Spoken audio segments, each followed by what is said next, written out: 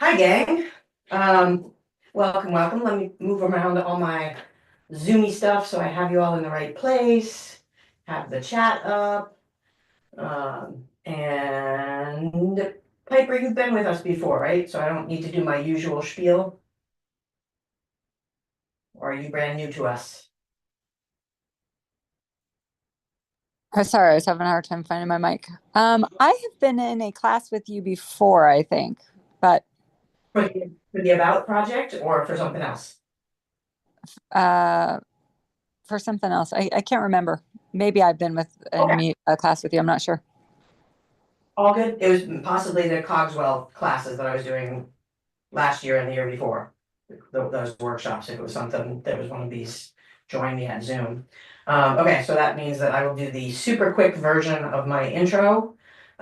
This is the About project, a box of unfinished things. You're welcome to come and go as needed, either during a session or between sessions, because it's sort of somewhat linear, but we take sidetracks every once in a while. Oops, let me remember to pin myself. I always forget to do that for you guys. Spotlight program. And we are recording it. The recordings will go up on Zoom. So if you don't want your face on Zoom occasionally, then do not show your face. And it's generally the third Wednesdays of every month. If there's a change to that schedule, I'll let you know. If there's an emergency, I'll both post it on the Facebook page and send out an email to everyone. This is supposed to be a conversation. I'm hoping that you guys will share the work that you're doing and the challenges you're hitting in the projects that you've got in your box of unfinished things. And I'm gonna trust you guys to mute or not mute as need be for the conversation. And also, if you are more comfortable doing so, you can throw things in chat. I won't always see them there until I come back from whatever area of the bench I'm at. And I will always try to end with what I think the next session is gonna be about. Recordings go up about a week to 2 weeks after I have finished doing a session, and they go up on the YouTube site. I am going to post the list of links that are useful in chat. And try not to hit my camera that wants to wobble on me right now for some reason. And I have not yet finalized my classes. I'm waiting on a couple of schools to tell me what their final schedule is.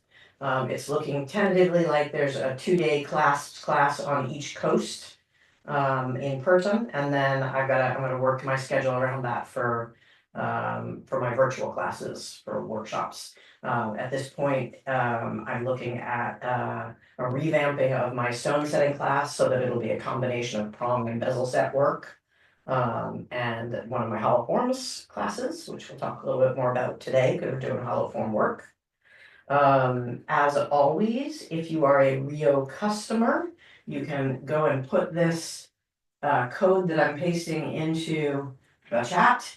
And you can, every 6 months, you can re-up for that, and it gives you basically almost everything at the Rio Pro prices, so you get a good discount, which is usually one level up of savings from what you get when you're just shopping without the code.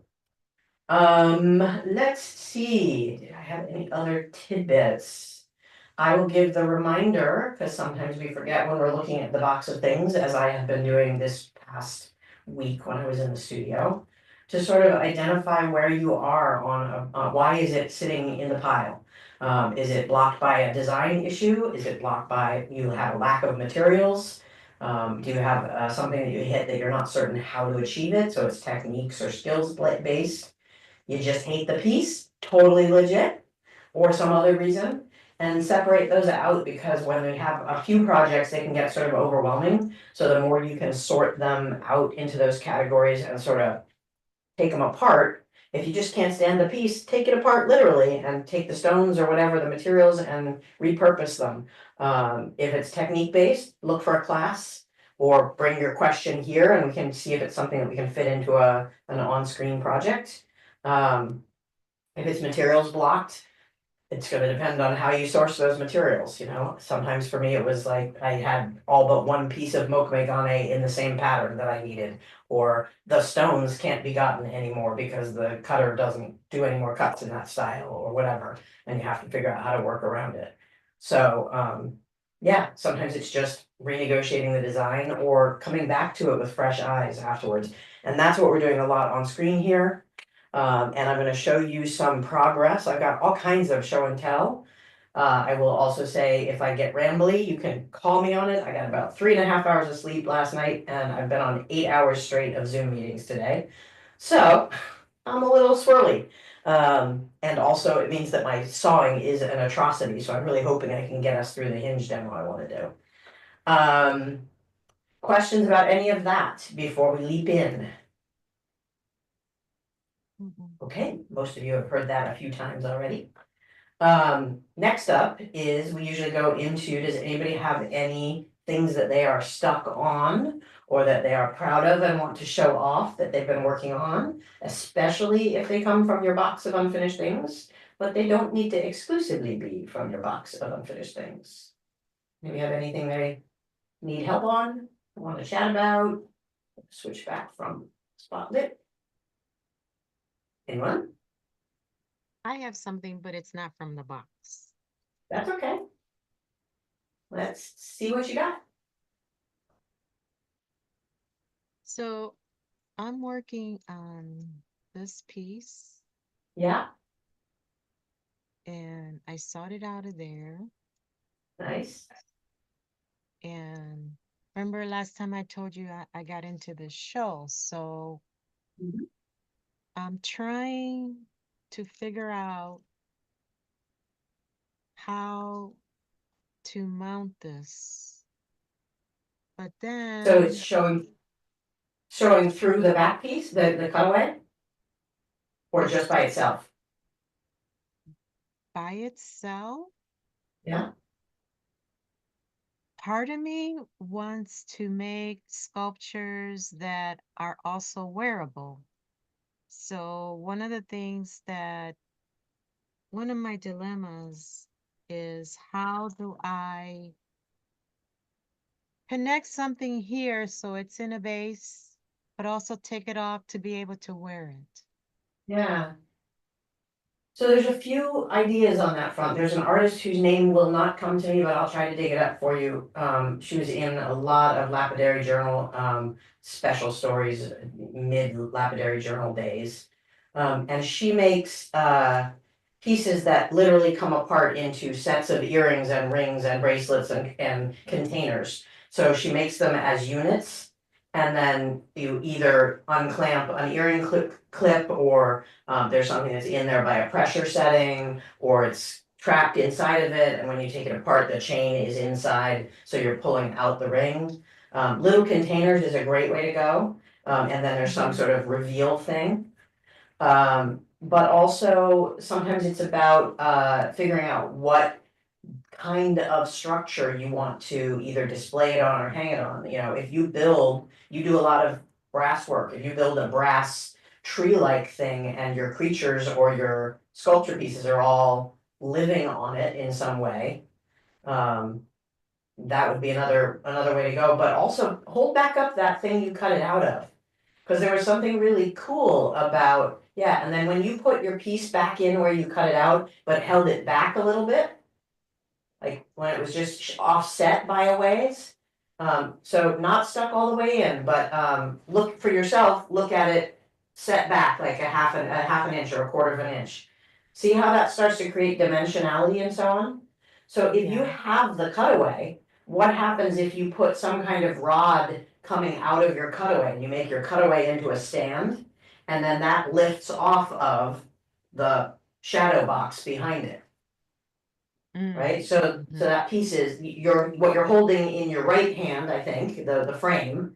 Becomes a stand of some sort, you could literally, you remember when we did in the Cogswell class, we did the cross, the cut card setting with the slotting. Yeah, yeah.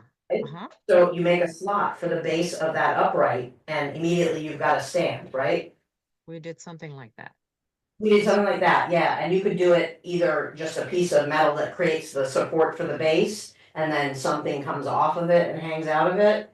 Or you could Mhm. actually slot it into the device, but you need to get your device standing upright somehow. Um, Right. Mhm. but you know, series of stacking pieces that are sculptural but also take apart into jewelry. And then lastly, my ideas list, and then I'll ask everybody else to brainstorm a bit. A tap and die set is your friend. Making screw devices that can be unscrewed and screwed in. It's powerful. I don't use it often, but when I do, it's really perfect for making connectors that people can take apart. You Anybody know, I else have? bought part of that. I bought Oh, part of yeah. the tap and die, but I did not buy the dies. I just bought the Oh, machine from Micro because I didn't know what kind of dies to get. They have so many. I didn't know what so it's all size about or it's all about what size threading you want. So the kit that I'll grab my kit so you can see mine's a bit of an antique set. It's really about what threading you want, because you're gonna make your screw and your die. And brass is can a you great can you material. pin yourself? Can you pin yourself? Yep, I can, and let me switch to the right, oh, my cameras are out of order right now. I just moved around. And me.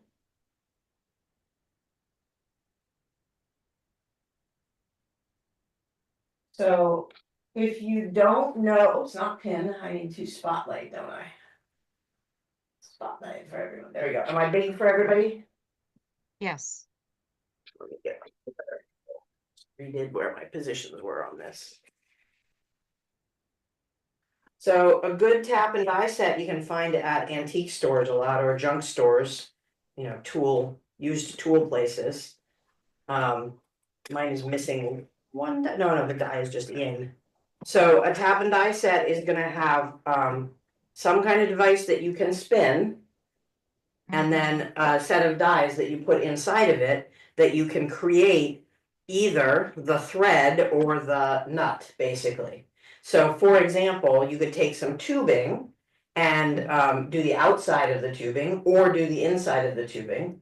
And then you take some wire. If you're doing the inside, you take some wire and you make the threads that go inside of it. And the big thing is to just keep everything upright and straight. And these dies come in different sizes of what dimension, so you get the one that fits the wire the wire gauge that you're using, but also you can get them in different thread counts. And so it's how big of a spiral do you want? When I'm doing jewelry work, I tend to want to be fairly small spirals. Mhm. And you're gonna want to work in like nickel or brass, not silver or copper so much, because they are so soft that they'll wear over time.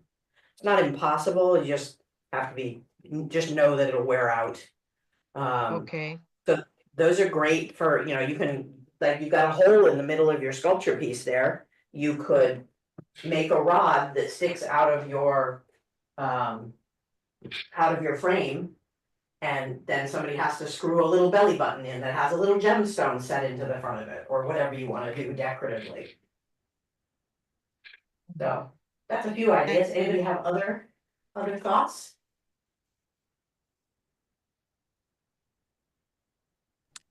Have Or you do you seen just agree? those little clip stands that will hold like cards or whatever on them?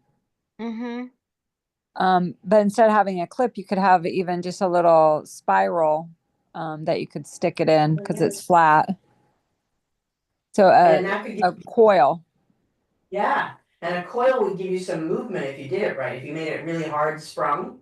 Hmm. And then it would sort of bounce around like one of those kids playground toys. That's a cool idea, the spiral, the coil would be interesting for movement. Anybody else? I'm not exactly sure um, the mechanics, but if this is going to be a pin, for instance, if there's a way that you could make the pin multifunctional so that it then attaches to the stand. You know, sometimes when I do bigger pins, I use tie tack backs because I like the stability when you're on a heavier piece of clothing. So I missed the beginning, so I wasn't sure if we were making this into a pin or a necklace or so. But that's what I would say is it's going to take some cogitating to figure out, as I said, the mechanics for how you would go about doing that. Mhm. Yeah, those tie tacks, so tie tacks for me, always, recognize them as what Girl Scouts used to use, if, I don't know if they still do, for their pin backs. So I have this weird association with my childhood to them, and I never think to use them. But that's it, you can buy the sets of those, and you know, Rio, I'm pretty sure sells them. If not, somebody else does for sure.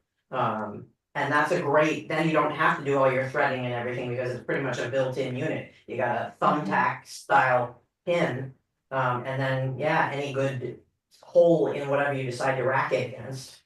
That's great. Anybody Or- else? Was she and- saying this? Ooh, Is that yeah, what she's saying? Spiral? suddenly that's interesting. I mean, it was interesting before, but suddenly it's sculpture. Yep. Yeah, and then if you wanted to make it a necklace, you know, you could put yeah, something like that. And then if you wanted to Yeah. have it, take it off to wear it as a necklace, yes, exactly. Then you could put a bail on the back or the top or whatever, and then just take it off. And yeah, that's what I was thinking, Okay. something just like that. Yeah, so the other thing is sometimes it's about wanting to hide the component of the jewelry, and so the combination of what you just said, Piper, I think it was Piper that was talking, and Nancy's idea. Made me think of, you could put a tube into your base, an upright tube, and your chain could just be stashed down the tube. So Ooh. it just, a little bit of it hangs out associated with the, where it's connected to the bail, or the pin, if you're doing a traditional pin back, the pin sits down inside of it and it becomes kind of like a little setup stand hanging out on the pin. And that way you could make, if you took a wood block and you put a bunch of different height tubes in there, you could put a little family of your guys Mhm. throughout just by sticking their support system down into the tubes. Mhm. You know, some of those you can buy, they have multiple little clips that stick out. So there's like 4 or 5 different clips, and you could have 4 or 5 different pieces even. Mhm. Your little character is awesome. I'm having a hard time Thank you. seeing it, but Okay. Thank you so much. Sure. I was kind of like at a point where I was just like, just felt like I was wasting my time because I kept on drawing and then figuring and trying to figure it out. And I just wanted something simple. So one of the things that you might wanna look into is the idea of swappable pin versus bail. I don't, it's not something that I've constructed myself, but I see a lot of artists doing them. Which is, it's the idea that you can make something that you can convert without a whole lot of extra work. So you sell them something that they can slide onto a pin back, or the pin goes into something. I think, oh man, the wonderful artist that does silver, but with she does a lot of pencil work in levels. Oh my gosh, all the people's names are gone today.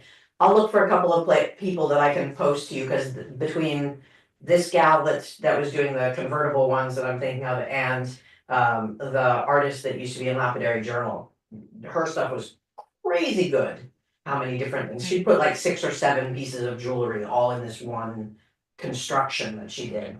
And you would, it was like a transformer, but for really high-end jewelry. Yeah. I bought the book Making Connections.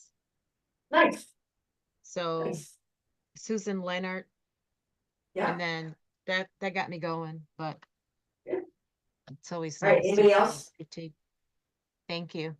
Oh, sure, okay. Anybody else have something they wanna either show or get ideation on from the rest of us? Projects you're working on that you're proud of? You don't have to be stuck to show it. All right. It's a slow start to our year. Hopefully you guys will get in the studio and start making some stuff. So then I'm gonna spotlight me again and show you some stuff that has progressed since last we met. And for this, I need to zoom out a little bit. Oop, that is not out, that is out. So that's as out as I'm getting right now. There we go. Turn that a little bit. Okay, so we took a break last session from our holoform project, and we did the Cogswell clasp, the knocker clasp. which I'm gonna show you the original that I was showing off before we did it. This is, it's a friction clasp technically, and one side can slide off and the other side can't. And the little bead fits in and snaps into place to keep it from connecting, from sliding apart. So we made this on the last video I posted last month, except that I've made a couple modifications to it since you saw it last, not the least of which was cleaning up an absurd amount of solder.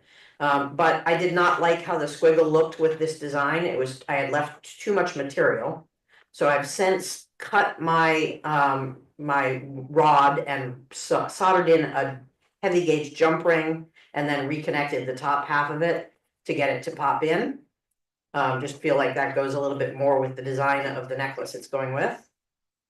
And this video is up on YouTube.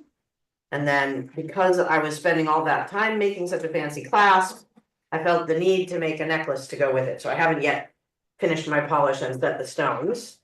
But these are the Chinese writing stones that I've had for at least 10 years. I'm glad to finally have a project worthy of them. Excuse me, Rachel, Sure. could you adjust your camera just a hair so that your bench pin is more centered? That So will my make it bench easier. More centered. Oh, More yeah. centered. Yeah. Here? No. Oh. Yeah.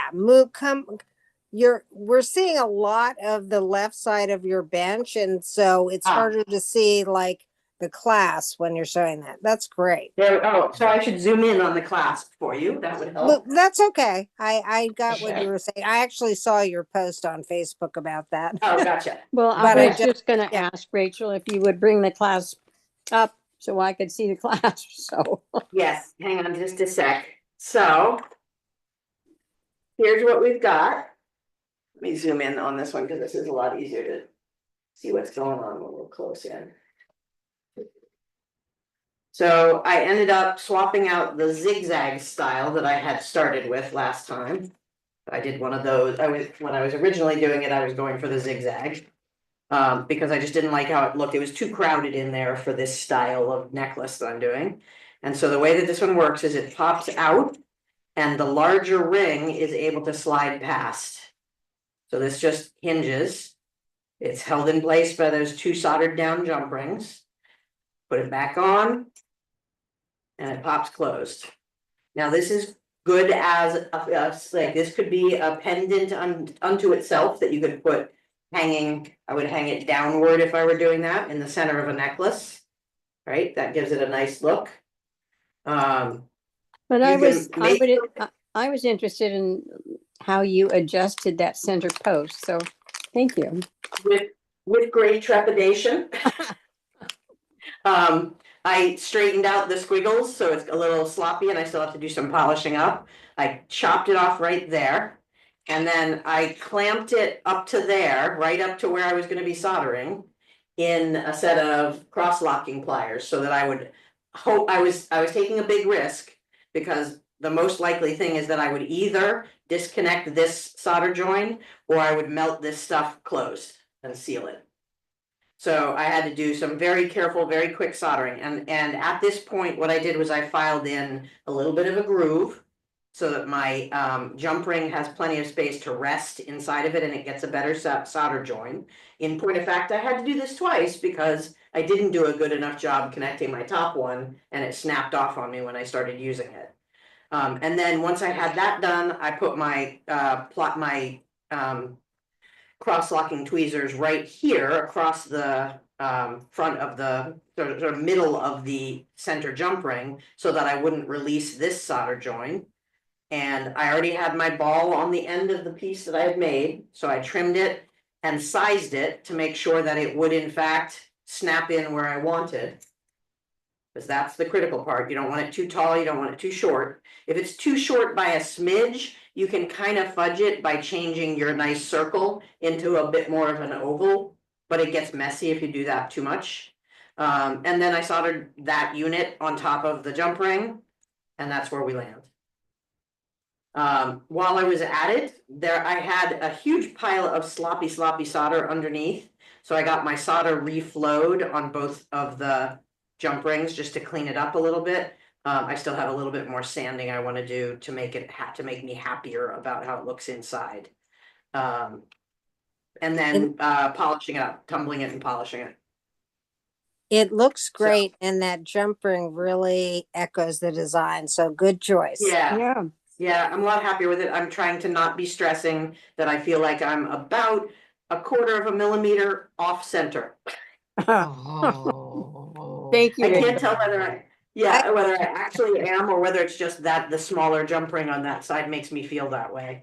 But I'm pretty sure I am. I always say, don't point out your mistakes. They won't know.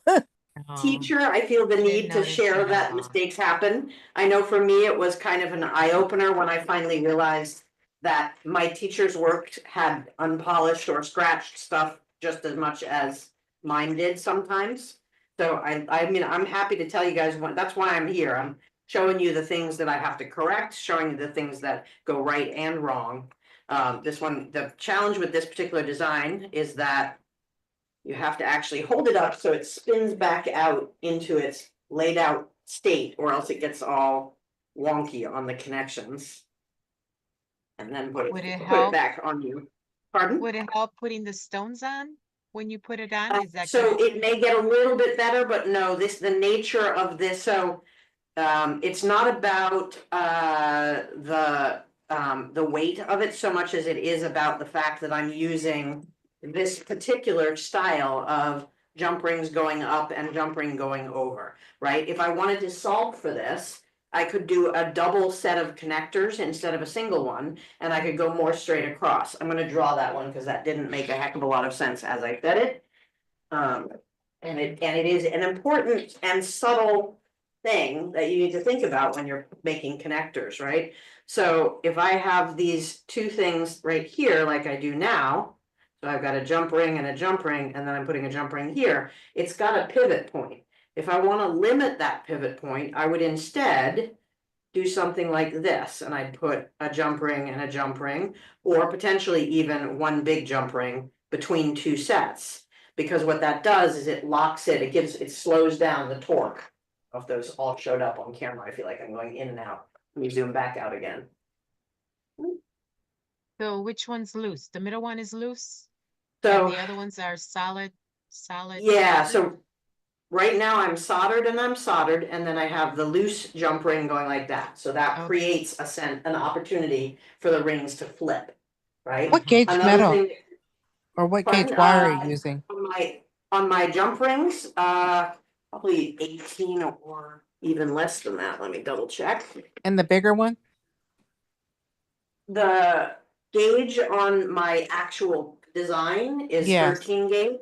13. Okay. And the jump rings are, looks like 16 gauge for my center and 18 gauge for the little guys on either side. So these are 18 gauge and this one is 16 gauge. And I like to do, I like to give some thought to how much torque the necklace is going to get and do it accordingly. But again, I could even go with smaller gauges if I were doing the other style, which is holding it in place so that it has less likelihood. As soon as you put two, it stops the torque, not stops it entirely because there's still movement room, but it keeps it from really doing this flippity floppity that it tries to do, right?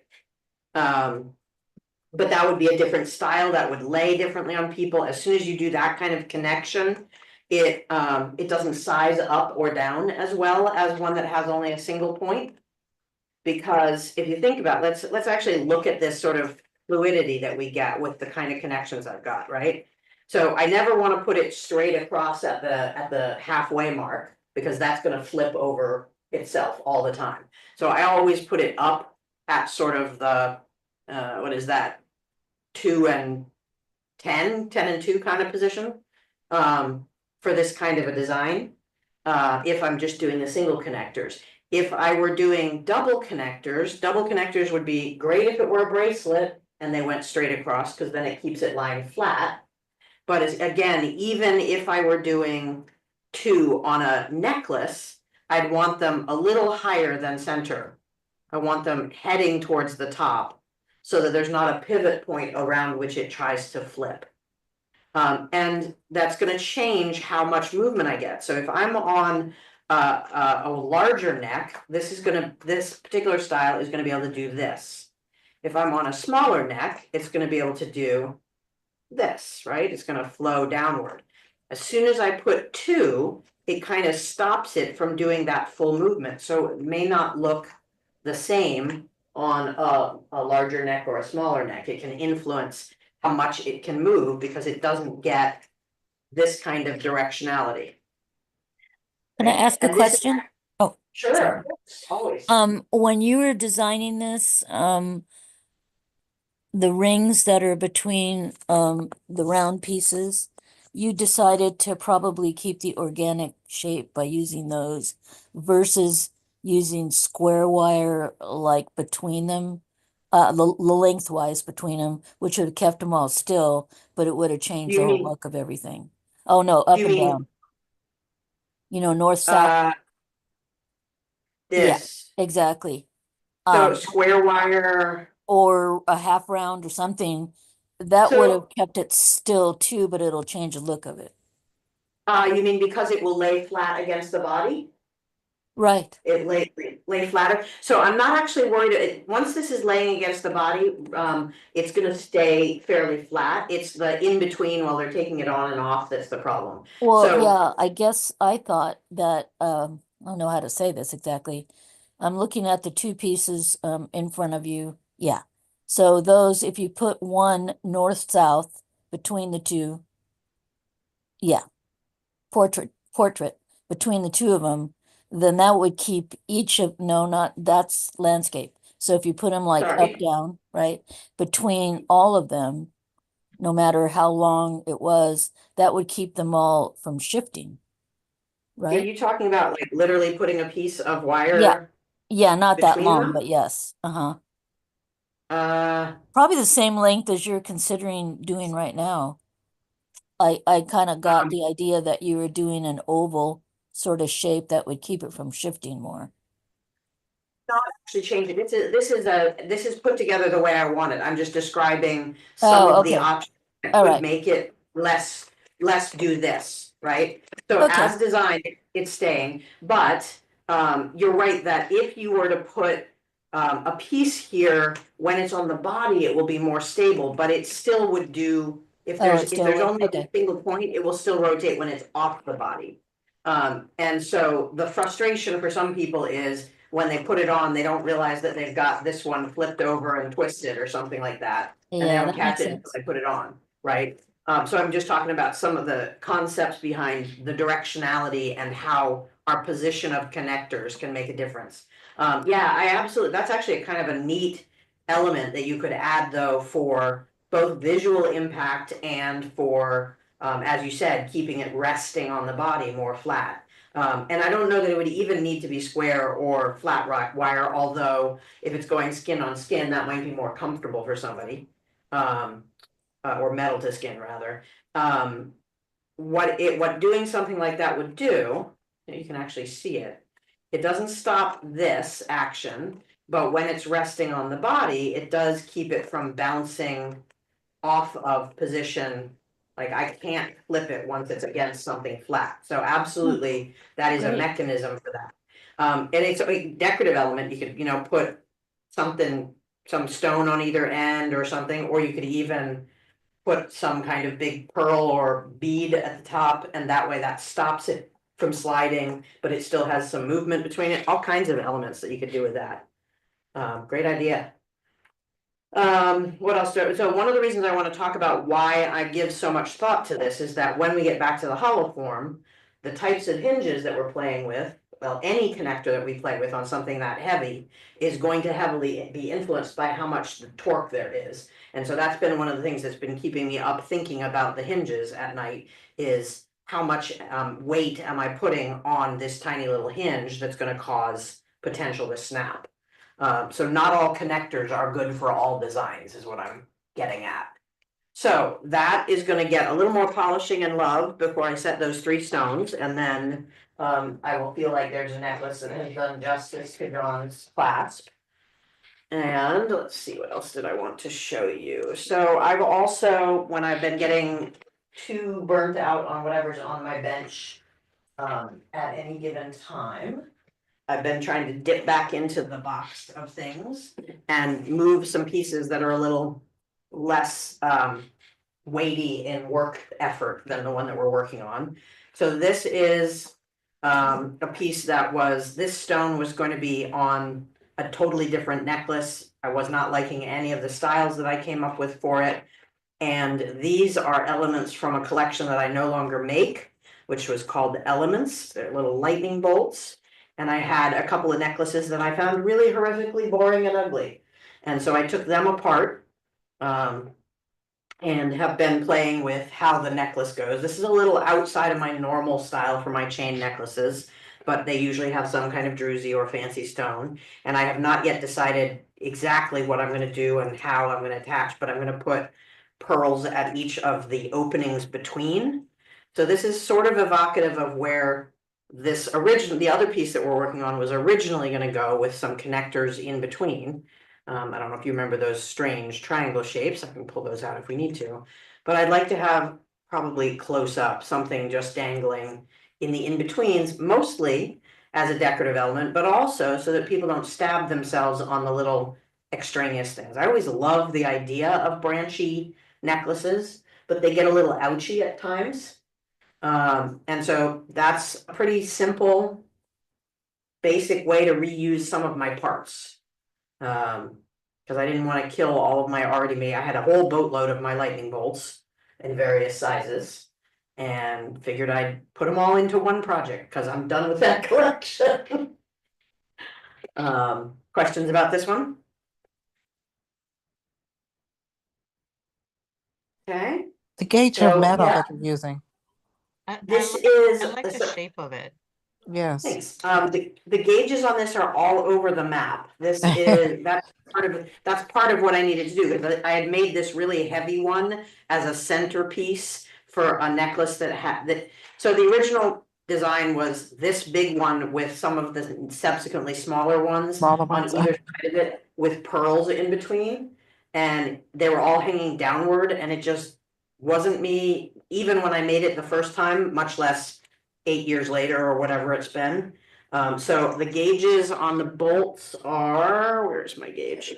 And this is gonna be rough because I've hammered them, so they're not exactly where. So this is probably starting its life somewhere at 10 gauge and then going down to 14 gauge on the biggest one. And then I think I did 16 gauge or 14 gauge and 16 gauge. Yeah, 14 gauge and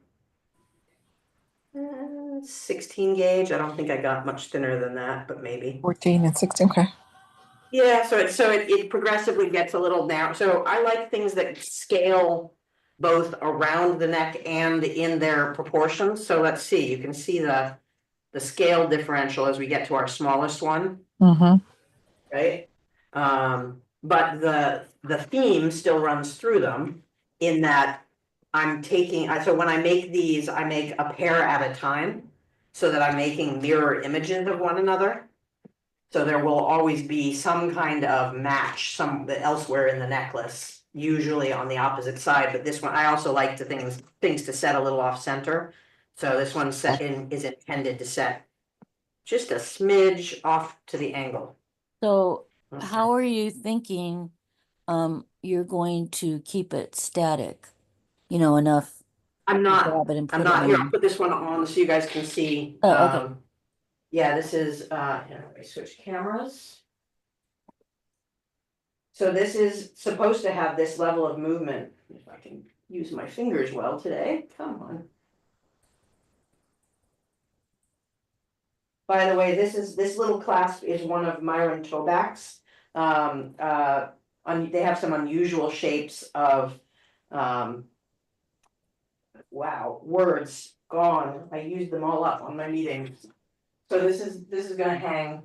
Oh, that's just sort beautiful. of like that. Very nice. Yeah. Very nice. And it's elegant, you gotta be, so one of the other reasons to go smaller as you go up the neck is that it gets very, very pokey. Hang on a second, gang, I'm gonna close my back curtain, because otherwise it's gotten dark enough that it's gonna be people peeping in. If I drop everything in the process.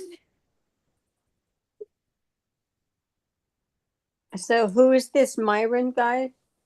Myron Toback is a phenomenal store in New York, that if you ever get the chance to go visit, be prepared. Oh, that's the if link you posted. Yes, Yeah, oh, I'm sorry, I thought I posted it up here too, but I you guess I did. didn't. I mean, I saw it Okay. on Facebook. Yeah, so if you're looking at the Cogswell clasp that we did, here, I'm gonna paste this all in chat. Here's the list of parts that we made, and then where you can find the size of ring that was in the design the model that I built. And you will have to call them. They do not have these parts up on the website, which says to me that when they run out, they're done. They're not gonna make more, is my guess. So I just bought 10. They aren't cheap, and they are certainly much more expensive than the last time I bought them. I think they went to $9.10 each or something like that, so be prepared. But they also have these lovely, unusually shaped clasps that you can buy. They're very good quality, they're very solid. And I like them because I do some geometric chains and I can put a shape that goes with the geometric pattern that I'm doing. So, any other questions about this one that's in progress and almost done? Right. Next up, just sharing with you an exercise that I'm doing in the studio this winter. That was inspired by a couple of folks with years in the trade that I have been talking with about my frustrations about getting into or not getting into certain shows.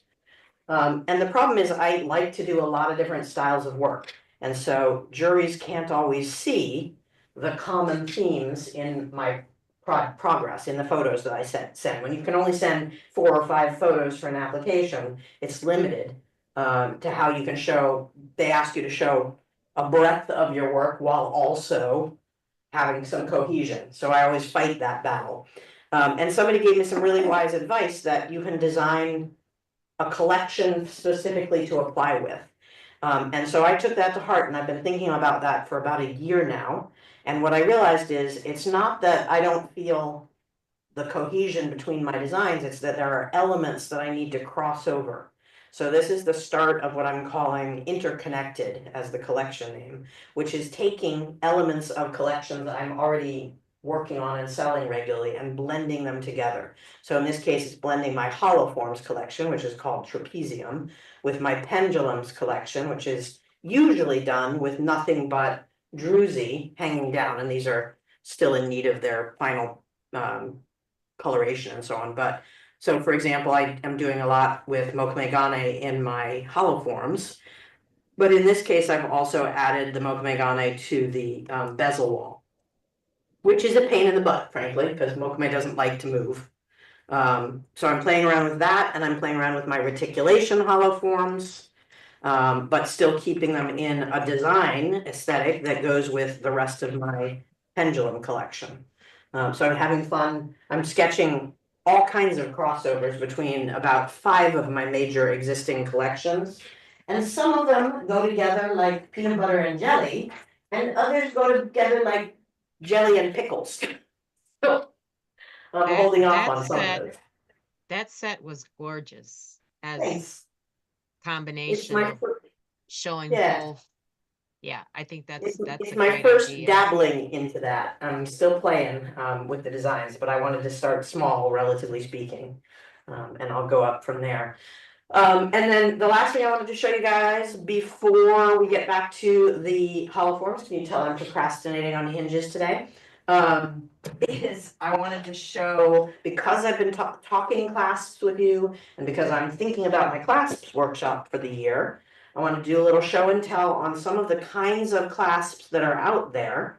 that are beyond the average. You know, we've all done various kinds of hook and you know, J hooks and S hooks and so on, and we've all probably done some toggle clasps, but there's variations that get a little fancier, right? And so now these are obviously connected just as samples, but nothing says even your toggle clasps have to stay basic. So this one is just adding a little bit of shape to it and giving it a little bling on the ends. Let me bring it in a little closer again because these are small. So this is a standard toggle clasp, just in a different shape than usual, and with a little extra oomph on the ends. And so these are the kinds of things that I teach in my clasps workshop. So just a couple variations on the theme. Sometimes it's about a different method of connecting. So this is actually quite a solid connector. It's very hard. Oh, I say that it's very hard when it's on a chain to get it to disconnect. But it's just a little bit more hook opportunity. Oh, I'm way out of frame today, guys. I apologize. I'm going to zoom back out because I can't keep in that little space. So this one is just an over-under hook, but it's a lot. This is one of the harder wire-based clasps I teach to get exactly the way it needs to be to work. And then of course, variations on your J and S hooks that get a little fancier because you put a bead on the end or something. And then we get into, this is not a clasp I teach because it's designed by somebody and they claim they have copyright on it, although I think it's actually an antique, but it's one of my favorites conceptually. It's a helicoid, and so it's just a coil. Oops, I have to go the other direction on the coil though. It's a coil that you go up and down. Come on. Got it too far going up and down. Come on, little guy. All right, so when it's hanging out, it's just like that. And then to open it up, you have to spiral it all the way down the spiral. So this one stays closed. This one takes real effort to open and close. And the key on this one is that it has a spinning connector here, right? So this is a little wire and tube combination that holds that in place. Can you do it closer? Sure, if I can get my framing in right. Let's see. Focus. Come on, focus for me. There we go. All right, so when it's closed, that's the way it hangs. And when it's open, it comes sliding back down like one of those slides at Waterworld. And then what's making it possible to do that without totally distorting the chain is that it pivots. And this connector, this mechanism for connecting, pain in the butt to solder, but super, super useful in all kinds of connections. So it's a little piece of tubing. The wire has been balled up ever so slightly, and then this jump ring is opened and soldered to either side of the tubing so that it can't fall off because of the bead. It's stuck in there, and it is going to spin in place no matter what. So this whole thing spins like a top, right? So it's one of my favorite from a technical perspective. And I saw it in a book that was just photographs of clasps, and said, I have to figure out how I would make that. And so I'm pretty pleased that I was able to. That's a fun one. This concept is another type of friction clasp, and there's a whole lot more things that fall in the friction clasp category than most people realize. But this is literally just, do I have enough of a slot, enough of a slot at the right angle, which is ever so slight, so that I can push it past, and then it's very hard for it to just automatically slide past. So this one requires precision in both sawing and sizing in order to get it right. It does not have to be round. I keep meaning to make up examples in other shapes. But as a method, over time it would get a little bit looser, but it's that one of the reasons you do it out of heavy sheet is that it will not warp. It's not gonna distort the connection. And then, let's see, we get into some fun slotted clasps. This is the easiest one to see this on. This is a slotted keyhole. So you have a little key. And then you have a hole on the side that is hard connected at the same side as the hard connection, so this one won't come off. And you put the key in and you slide it across to the other side. And this one counts on downward force. It has to have gravity to keep it in place, because otherwise it'll jiggle its way back out, except that you can also, of course, put a little latch in the way. So this is the same thing in an open version. Key goes in, slides over, and then once it gets to that spot, you can put a lock on it. Questions about those? Can you do that again? Sure. Let's see if I'm in spot. So this is just a standard little extra lock. It's a little tiny hinge and a little wire that snaps onto a bead on the other side. And then the keyhole thing slides past it. You'll see there's a slightly bigger hole at this end, so it can slide back out. And this is the end that's locked in. It's also the end we put it into when we want to start closing it up. So we put the key into the hole and we slide it. And then in this case, because it's an open bracelet, we latch it on the other side. It is a super cool technical clasp. It's one of my least favorite in terms of it can come apart on its own really easily, unfortunately. There's not really a great way to make this super secure, even adding the latch. But the concept, so one of the reasons I show a lot of these, even if we're not learning all of them in a class, is I want people thinking about the mechanism behind it and how you can utilize it in other ways. So this one is a different kind of keyhole, which is a hidden keyhole that has to be an exact, there we go. So this one is a teeny tiny little keyhole that's built into the lentil. There you go, that's a good angle, there we go. See that little lifted up key? That key has a wider base, this tiny little stubby base, so that it has to go into the center, and it can only go in one way, and then as soon as you rotate it 90 degrees from that, then it hangs out. And this one is very hard to disconnect. Oop, I'm jumping out of frame again. Very hard to get it to automatically disconnect if you build it right, which this one is a lot of precision for this clasp. And it's also a clasp that people who don't like doing clasps open and closed hate, because it's like a puzzle. So this isn't great for customers that have trouble with clasps. And then we have a whole bunch of interlocking type clasps. So this is just 3 variations of box clasp, and this is in almost every clasp class I teach. I teach box clasps. And this is, if you can build a solid cabochon bezel, you can build a box clasp. It's just order of operations and patience for fitting things. And when these work right, you should hear a click. So this one's, there's a whole lot of extra tail on this because I don't know what I'm going to attach it to. But the nice thing about box clasps is they can go inside of hollow forms, which is one of the reasons I love them. So at some point I'll design the necklace that this goes with, and I'll have a nice clasp. You can also make them smaller and boxed in a little bit more snugly. So that one's sort of all one unit. And then last but not least of these demos, this is a hinge-based clasp, which is super cool for bracelety things, a little less comfortable for a necklace, but really, really good for this kind of a situation. And this is usually done as round tubing with a traditional hinge, but I wanted to see how far I could get with square tubing.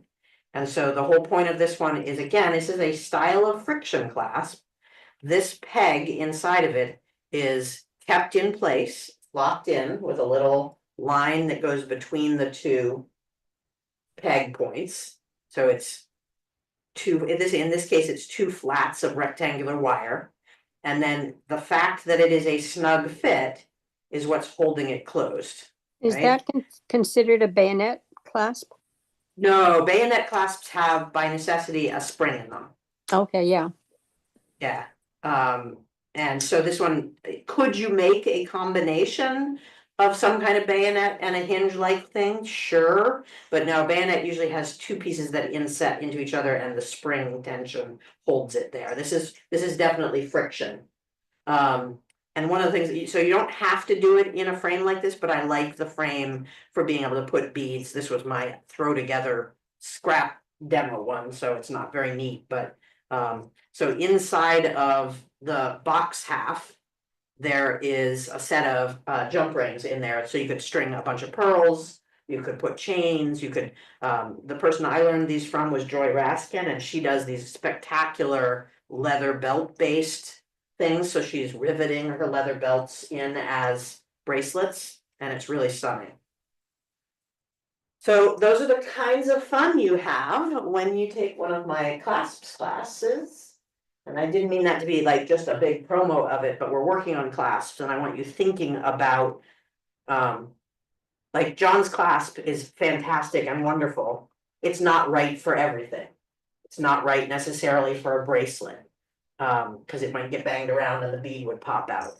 This is great for a bracelet, not so good for a necklace. So think about not just form, but also function and what is going to work best with the weight of your piece. Like, sure, you can make tiny clasps that work on thin little chains, but even if I went to something like this, the weight of this would pull at my chain and it wouldn't hang comfortably, right? It might even bang against them upside down and then oops, it opens up if it presses against their neck or something.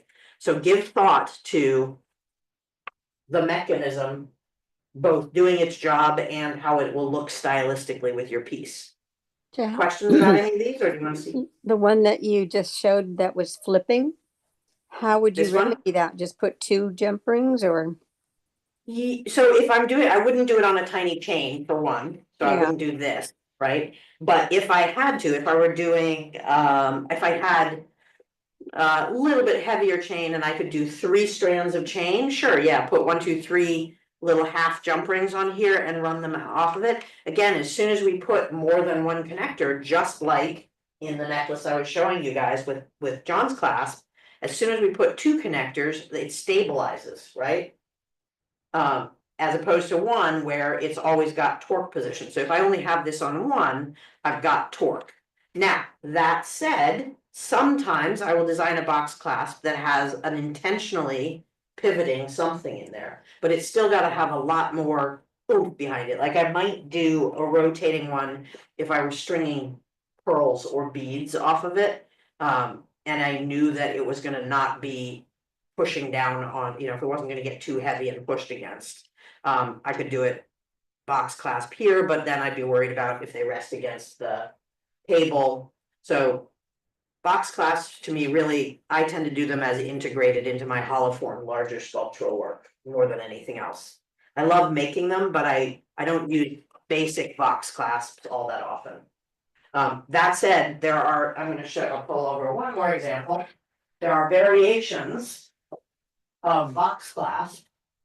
I have a couple of examples of this, only one that I've made though. The box clasps, you'll also see them, especially in French jewelry. This is a built-in box clasp in a bracelet, right? Still a box clasp. It's just built into the hollow form construction of the bracelet. And it's stabilized because we've got a solid hinge and there's only really one way it can close. So once you learn this concept of the components that you need in order to make it function, you can use it in other environments. It is also one of the clasps that is most often in need of repair and a big pain in the butt to repair, because it breaks here. And then somebody has to build a new tongue for it, and building a tongue after it's a box is very, very challenging. So, yeah. Those were amazing Question? examples. That's phenomenal, everything you showed us. So thank you. Any other questions or up close-ups that you want to see on any of those before I put them away?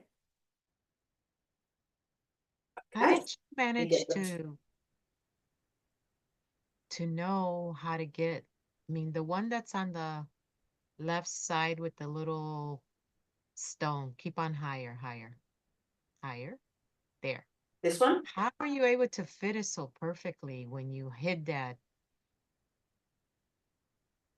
So on this was a John Cogswell class that I took. And this is not a perfect fit. This should be snugger, both in how much it slides, which I could improve a little bit if I squish this down. I just use it as an example at this point, but it is a pain in the ass, frankly, to get that slot just thin enough for what you need. And it's a combination of sawing and separating discs.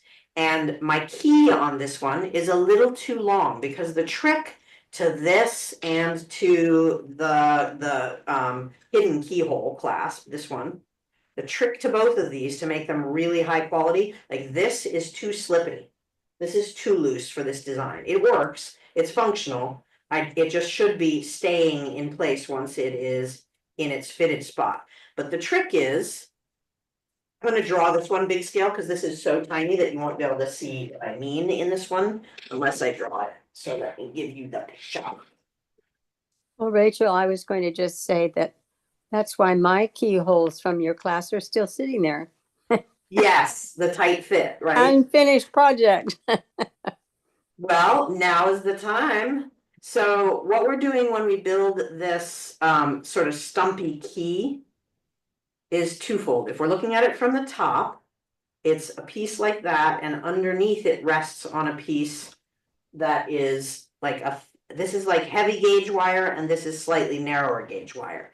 What this part does is it acts as the center point of the keyhole, right? It locks it in as saying, I can only slide in right down the middle of the keyhole.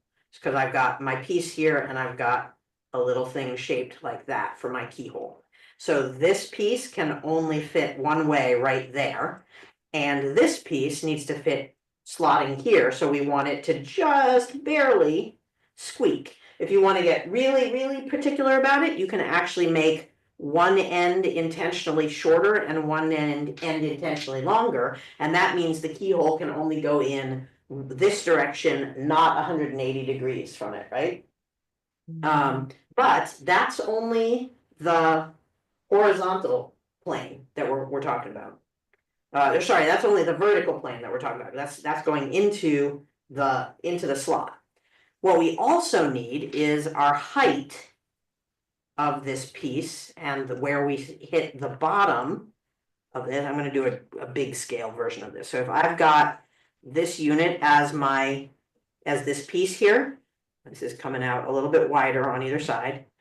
It's this segment that makes or breaks the function of your clasp, because that segment should be as thick as this sheet of metal, and that gap has to be as snug so that when you put it in the keyhole, it has to be jammed all the way into the lock before you can twist it. And literally, if you're doing it right, when you put it in the first time, you won't be able to fully move it, and you have to burnish it back and forth in place until it runs smoothly. That is a good fit on one of those keyholes. So functionally, what we're looking for on that and on the one that Carmen asked about is how snug can we make our keyhole and our lock combination? And this is too loose. I should have made this about a quarter of the height from my jump ring to my bead. Well, that's not showing at all. Teeny tiny on the screen. So on my keyhole on this one, I've got my jump ring and the rod and the bead, right? My gap on this one is way too big. It needs to be, again, the thickness of the metal that I used in my wall in order to be the maximum snugness. If I can make it just like that, then all that's gonna happen is it's gonna go through the hole and it's gonna just squeak around my wall. So clasps are fiddly, no matter what, clasps have fiddly features and they take patience and practice. And I love them, and I hate them, and I love them again. But that's one of the fun things is figuring out the mechanism, and once you have a keyhole. How many different ways can you slide or slot or lock something, right? There's tons of different mechanisms that require that act of clicking into place and locking. I don't know, that was a long ramble on how do you get this working? Carmen, did that How give do you some answers? customers? I was Pardon? just wondering, do customers get it? I don't, so this one, as I said, as much as I like the mechanism of it, I don't use this on my work because it's too easy for it to come undone of its own accord. If you bounce around, if you're dancing or something like that, it's too easy. So I don't care for this. Even if you've done a snugger job than I did, I'm still not a huge fan. And it has limited ways in which, oops, I didn't have my jump ring connected well, so now I have my lock stuck in there somewhere. Figure it out later. So this one, sure, I would potentially make something. I've played around with other shapes than round because I find the lentil ones kind of blah. But the trick on this is you have to have really good alignment on everything for where it's supposed to start and stop. So this one I find people do not like. For the most part, people grumble because it's too hard to get it open and closed. And I avoid it for that reason. This one, when I have the right project, I'm absolutely using it. I haven't had something that was that sparse yet, and I haven't taken any time to figure out how to make it more in my style, I guess I would say. And I use toggle clasps all the time, but they're always integrated into the style of the given piece that I'm using. And I haven't used this one yet on anything other than my samples. So, yeah. I Other like questions about any? I Go like ahead. it. I like the chain on your cushion cut locking Cushion clasp. on this? Yeah. Yeah, that is just that's a double loop and loop or single loop and loop. That is single loop and loop. Yeah, it looks smooth. Yeah, single loop and loop, fine silver chain. So yeah, that is another class I teach. I haven't taught that class in a long time. Did you But there's lots of great tutorials on it. did you crochet the piece? No, no, this one is actually individual loops that are Oh. nested inside of each other. So you fuse. Oh, I'm this is talking fine about the silver. piece in front of you, the hinge. Oh, That one. yes, this was crocheted because I don't Nice knit. work. This was a throw together because I needed something that looked heavy bracelety for this. I kind of But like thank it though, just because Yeah. Yeah, I would want it to, so I wanted to fit it better. It needs to be the right width for the piece. Right. But yes, the ideal wise is it's a neat concept and it's super comfortable. Like the flex in it is Mhm. really like extra comfy because it has stretch and give. If you're on the East Coast, Joy Raskin teaches classes in working with wire in ways that are really interesting like this. She actually makes like purses and clothing and things like that out of wire. All It's right, a let me nice clear weight these up. contrast. Yes, isn't it? Yeah, it's so it feels heavy, but it also feels light at the same time. Let's see, get those out of the way.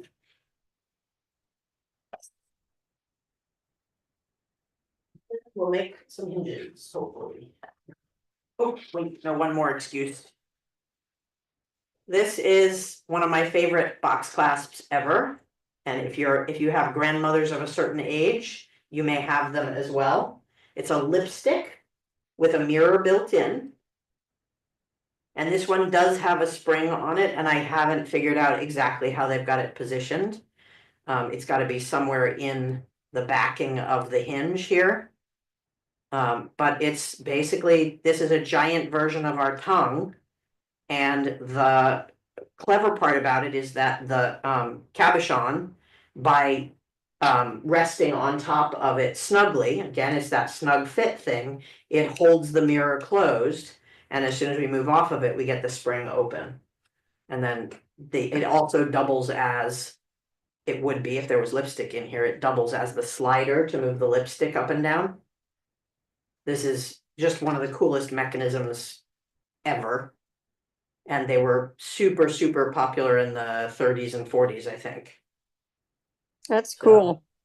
yeah, clasps. If you are excited by the idea of clasps, I recommend you spend time at your local mom and pop hardware store, because there are so many mechanisms that can translate into jewelry clasps. It's not even funny. All right, back to the project I have been avoiding. Actually, I haven't. I've just, so when between sessions, I've been doing a ton of finishing up the hollow forms and grinding. There's still more to be ground. It never seems to end. There's a lot in this one. But I'm gonna lay it out with the approximation of where we are today. And then I was gonna walk you through some of the finishing that I do on these edges. And we're gonna talk about the hinge type that we're gonna try for on these. A little further apart when we're done.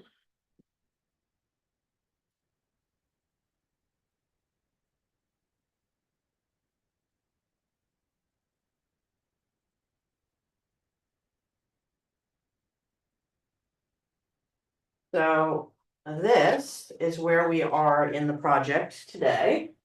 I'm gonna scooch my camera again, just so you guys get a little bit more perspective view on this. A little bit off kilter. And our big step, besides figuring out how I was opening up these gaps, and obviously they haven't been fully cleaned up yet, but I needed to get enough that we could show the represented, the silver that represents the cutaway of the drusy of the stone that goes in here. So I have lots of cleanup yet to do, and you'll see that I have a ton that I still need to grind down to get fully opened up around the hole. So is that what you But our meant? big You said you were grinding? You were grinding yes. to open up those. Okay. So grinding to open up the holes, and I also, because I'm doing my textural thing, I do a ground edge on all of my walls. And I actually pulled them out so I would remember to tell you guys about them. My favorite grinding wheel, Mizzy heatless wheels. They lie in their name. Yeah, sure, the wheels stay cool, but your metal still heats up because friction. The Mizzy brand in particular, I've tried other brands. Mizzy is my go-to, and they come in a few different sizes, and they are a perishable product. They will grind down. On this project alone, I've been through 4 already, and I'm not done. And you want to wear masks with these. They get dust and the stone dust, the diamond dust and stuff that they're built in, grinds off like crazy. So I stop when they're about yay big. And they just, screw onto a mandrel. But these are my beloved. They are very, very coarse, and they take some getting used to how to be light enough touch. But I am a lazy jeweler. I don't want to file and file and file. I want to keep my hands, what little strength I have left in them, for the more detailed work. So even when I'm not doing a ground edge, did I leave one? I left one for us to, there we go. So I have some edging still left. I've cut away as much as I can with my shears. In this case, I have a lot. Bring that up to the camera so I can see what you're talking about. Let me actually bring the That you're camera to grinding it. down. There we go. So the excess metal. Okay. Yeah. So if I'm doing a bezel, if I'm doing a hollow form, in this case, I also had so much material that I took it over to my belt sander, but I left some so that I could show you what my grind down process is. If you get carefully, and if you get skilled with this, you can actually work just along the edge until you've gotten it to just start hitting your bezel wall. Then you switch over to files and you can get your smoothness out of it. But I like to take the material. I also use these, by the way, not that I'm doing casting much these days, but if I cast something and I have sprues, they're phenomenal for grinding off sprues. And they come in a couple different widths and a couple different sizes. And so I've got one of those fresh on my block. And I am going to put on my goggles and mask because everything goes flying. And I'll just show you my grind down process on this a little bit.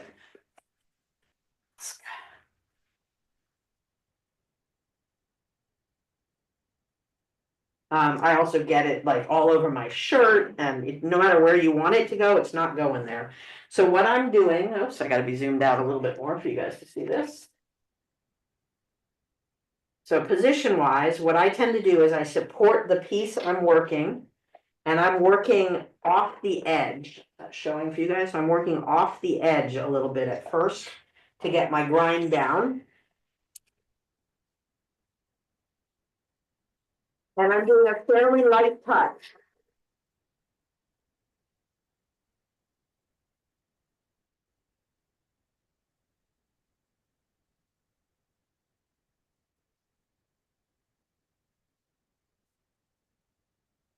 So my fingernail can't catch really against the edge, the lip. And if I were gonna do a clean filing of it, and this were just like a bezel or something, I would stop there. And so you can see it's very coarse grind away. It's so coarse that you'll end up with a little lip on the outside that you're gonna have to take a file to as well. But here I would stop if I wanted a smooth edge.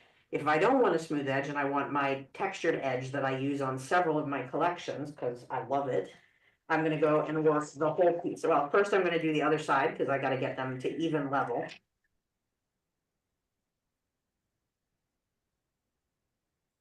And you can wet your piece if it's starting to overheat.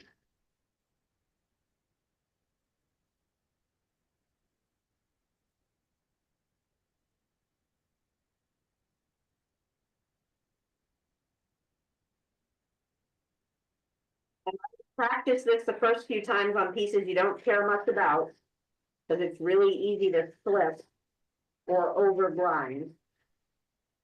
But again, it's just another way of bringing down the material. So, a little bit more.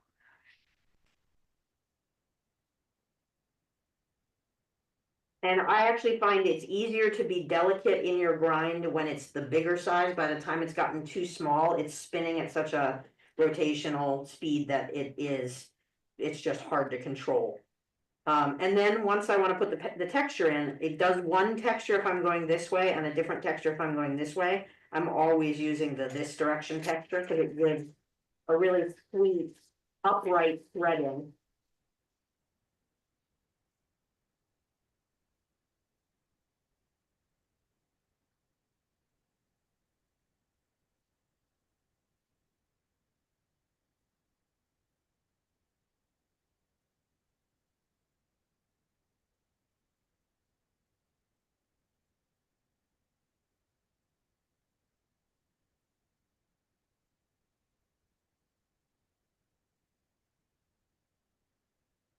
So the quick pass, but you can see it gets this lovely texture. Let me zoom in for you guys again.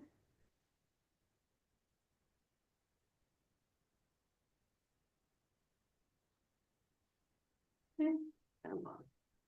See that great texture that gives with the vertical lines throughout, as opposed to my come back. Where am I? Do you sand it So out? that's my unfiled, unground, just sort of rough ground, and then this great consistent texture. See you, Piper. Thanks for showing. Right, so, and then of course, because like it's a sharp, like it'll slice you if you don't take it off. I use my half round or my crossing file and just take the edge off that's been created by the grind on both sides. Gives a nice little clean dividing line between them and go from there. Oops, except I'm completely forgetting to be in camera again. I'm sorry, guys, I am so wiped.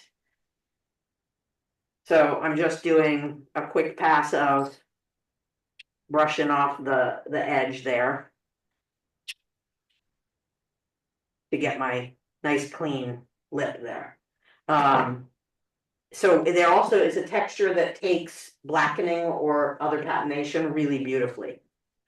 So that's another reason I like it, and especially when I'm working, like it's in keeping with the beautiful roughness that we get on our reticulation. It also doesn't tarnish as quickly, so I like it. And I'm using this same tool for my grind away rough. I'm using two tools for the grind away. I'm using a barrel burr or a cylinder burr to get in the little stuff, and I'm high level using one of these to grind down. Just having to be really careful not to go all the way through to my actual textured material.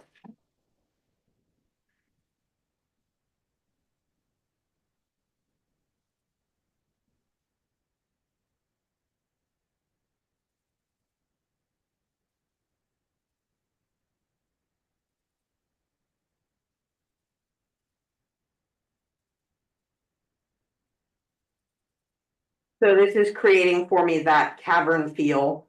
That gives the sort of the emulation of the edges of the drusy, while still giving that little scritchy texture that gives it a feel of, again, of the drusy crystal.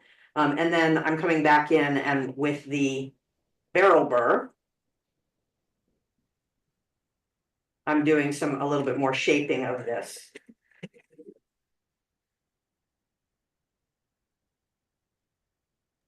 What's your diameter on that? What's the what?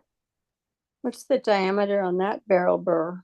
On this barrel burr? Oh, I have no idea. I have a full Oh. set of them, kind of, I can tell you in millimeters. I don't know when I started. But I use whichever one is appropriate to the scale that I'm working at. Well, that makes sense, yeah. This one looks like it's a 1.6.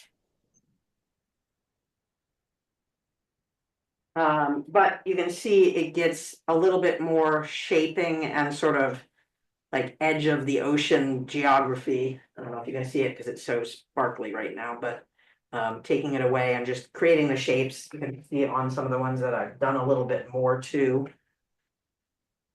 Zoom in for that one.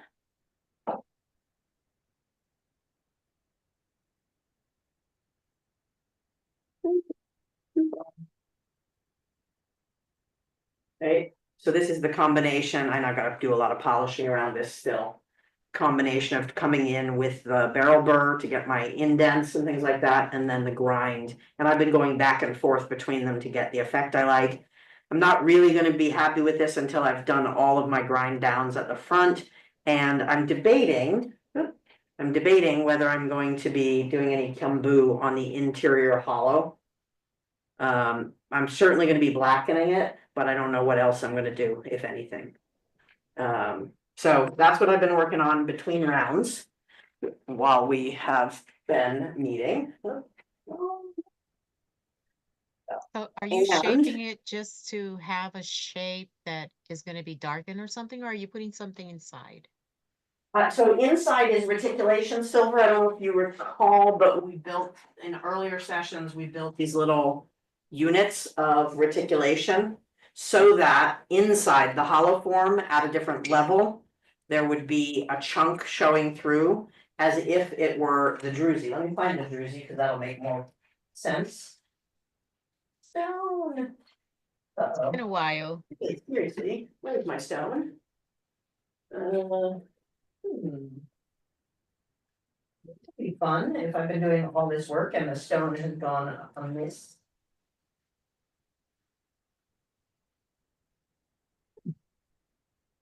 Maybe I won't show you the stone today. I put it away. I did put it away, but I thought I knew where I put it away. And it's not where I expected it to be. So, yeah, I don't know if you recall, but the stone that started this whole thing is a off-white stone with a drusy cutaway.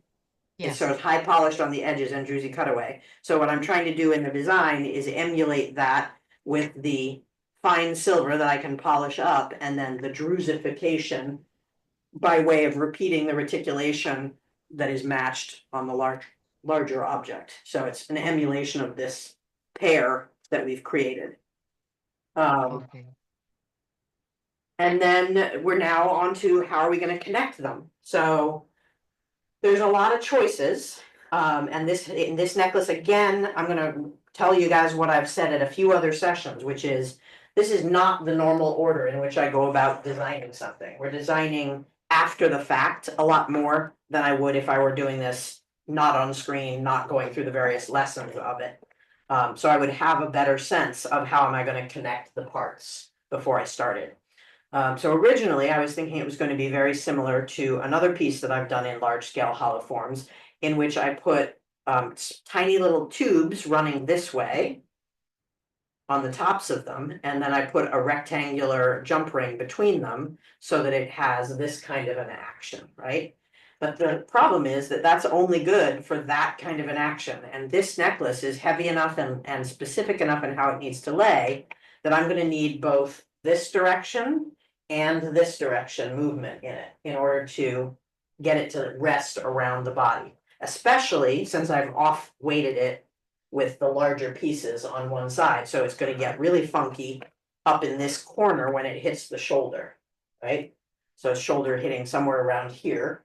Oop, I'm not put my hands in my own way. Somewhere around here and here-ish is where we're going to want it resting on the shoulders. So I'm going to bring us back to the beginning of our conversation when we were talking about the jump ring connections on the circles necklace. And this action of that versus that kind of thing, and this.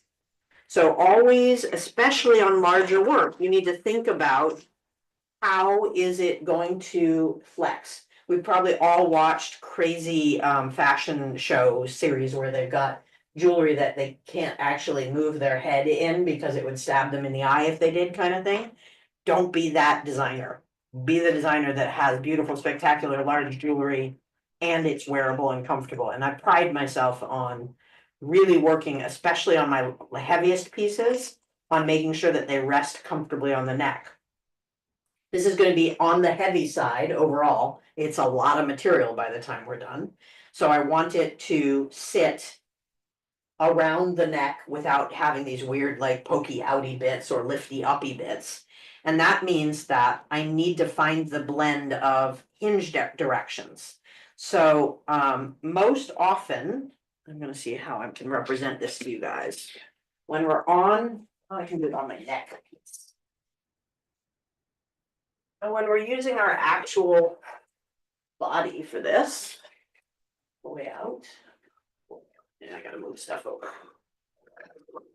So if you think about a typical neck, we have some curve for larger chested. It may be more out like this. For skinnier, taller, narrower people, it may go more like this. But broadly, we all have this kind of a neckline and something that goes over the shoulder.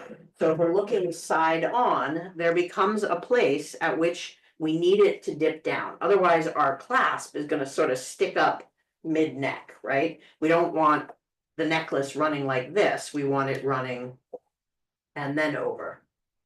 So my hinge points that I need to think about are, how am I going to get it to fold this way here?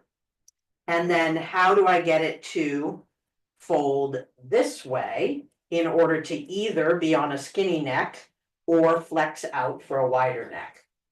I'm using my hands in the way of this a lot. I don't know if that's making sense to y'all. Is that connecting, or do I need to go into a little more detail on that? It kind of sort of does. I don't believe you when you say it that way. Well, Um, it Well, has I'm, more I'm to thinking, do. okay, you're going to give us some suggestions and then they'll understand it. So, let's actually look at it on the necklace that we know ebbs and flows, right? Because we have the super flexible links on it. So let's put this on our neck piece. And think about, we go to a skinny neck, it starts to draw down, right? Skinny neck is going to have it hanging lower, right? And that can do that because these can flex both this way and this way. Yes? Mhm. Now, as soon as we go into these flat forms, we're locking these pretty tightly against the this way because they're stiff, right? So this, if I don't find some way to make it able to do that, when I get up to this corner, I'm gonna have a necklace that does that. That sticks out, right? If it's just stuck, connected to the next thing down, it's gonna not have that flexion. So this one, it's easy because it can flex in all directions because of the kind of connection we've done. But as soon as we start working in the blocky objects. Down here, if I want to go skinny or wider, skinny is they close together. If I'm a bigger person, I need a little bit more room. I want it to do this gapping. And if I'm really wanting it large, it's got to gap more, right? So my hinge direction is that. We got that one. That's the easy hinge direction, right? That makes sense because we can see it happening. Everybody clear on that one? Mhm. Okay, now I scoot up my neckline. If I have that kind of a hinge, it's only going to be doing that, and it's still, you guys can see it, I'm gonna exaggerate it a little bit, but it's lifting off the back, right? So as soon as I connect my next one in line, it's up there. And it needs to be down here. So for this one, I may need some flex, but I more need this direction flex, Mhm. right? Mhm. So that over the shoulder, at that point in particular, over the shoulder, you'll get the bend that you need. Whereas here, down at this next one down, we're getting the open it wider or narrower flexion that we need. Right, so this is gonna only sort of make real sense when we start connecting the dots, or in this case, the hollow forms. So what I And hear so- you saying, Rachel, is that you just need two different kinds of hinges. Not necessarily two different kinds, and that's why I was intrigued, why I'm intrigued to see if the Alex hinges are gonna do the trick. So let me draw out what I'm envisioning will happen if we do this right.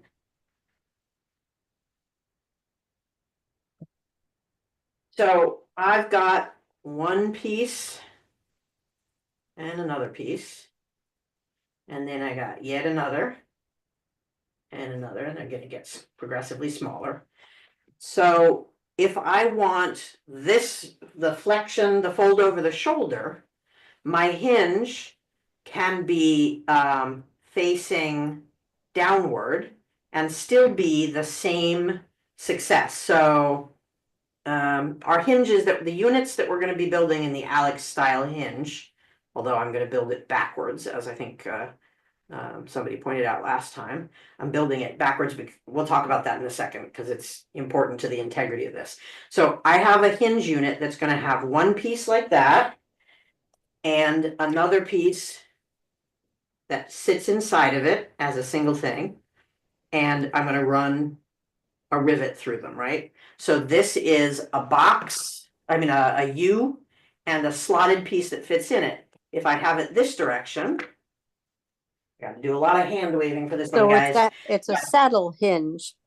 It's a saddle hinge that we're trying. We're going to see if this works. I'm a little nervous about strength and durability for this particular weight piece, but we're going to see. So if I'm flexing it this way on the saddle, then I get this motion, right? That is when my hinge is facing that way. If I want it to hinge this way, I turn my U on its side, and now I have, so same hinge, but one of them is going this way, and the other one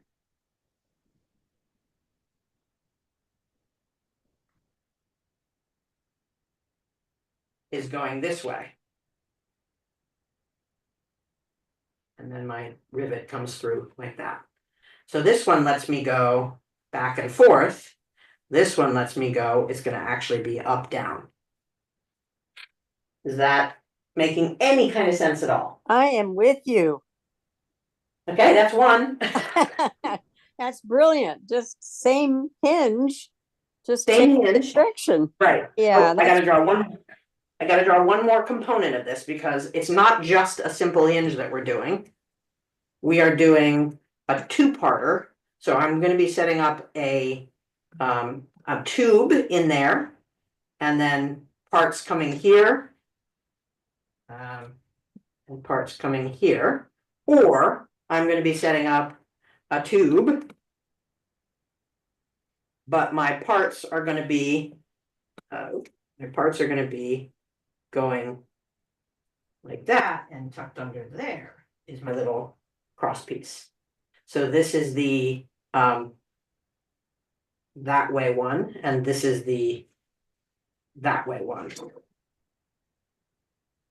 Right? So if I've made it open, if I've got it open to the top, I'm still building it around a tube that centers, but I'm gonna flip them one way or the other. So I'm either gonna have, in this case, my tube is either going to have a piece in the center that is my tab. Right? So that's the ones that are for this way, being able to open and close the front of the piece. Or I'm going to have a tube that's going to have a fin on either side. Right? So this is very bad 3D drawing. Sean would be ashamed. Okay? Or I've got a little fin. And if I were looking at these from the top, I would see that. And I would see that. Following me?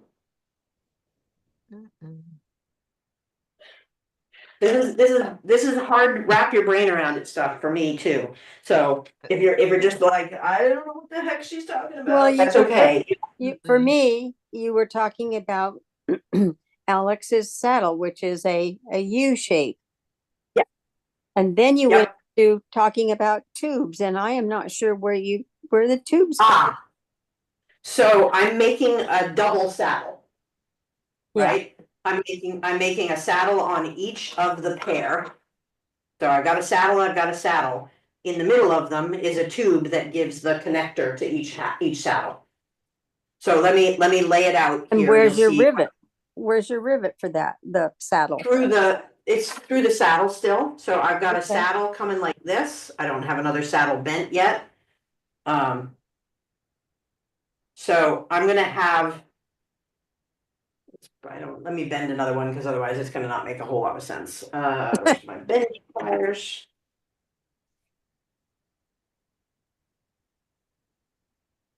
I almost want to see it in paper. Oh, that's not a bad call. I can make a giant version in our gold foil. Yeah, Um, because yeah, I mean, I model think I one. got a little lost there. It's a tricky one, and I am not yet entirely convinced that it's strong enough that it's not going to be embattled by the force of the torque that we're going to have in this piece. Giant tube.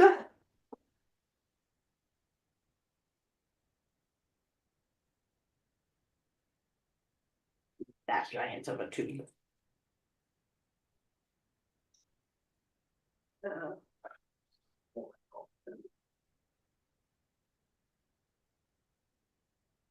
Okay, voila, I have a tube. And then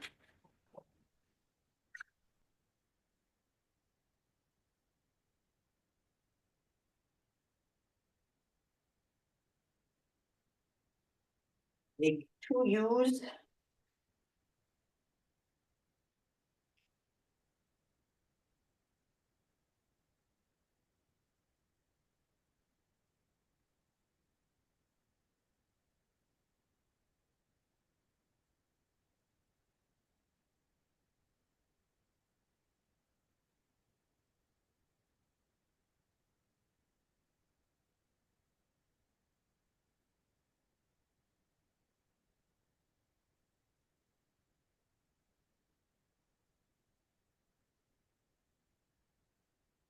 These will be meticulously squared up and equal when we do them.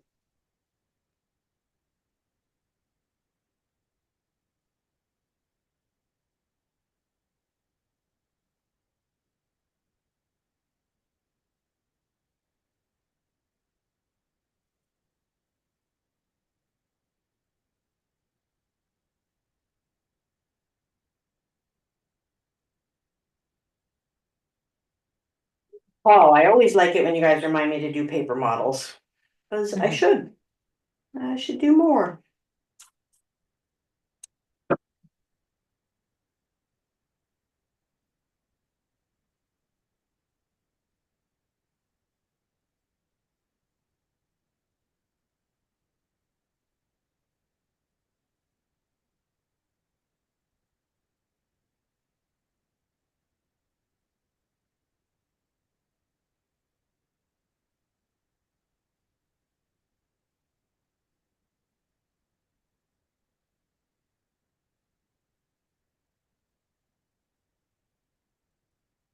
Okay.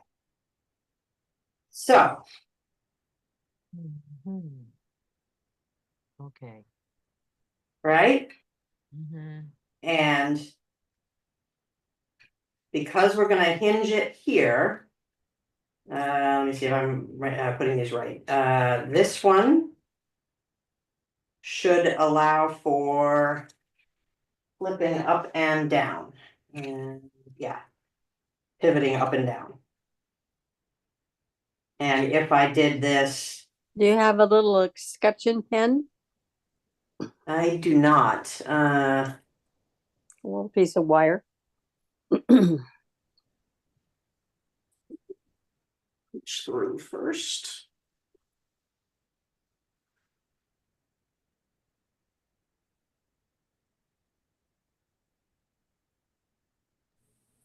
So the little flange that comes off of the tube, that's going to get riveted in the saddle.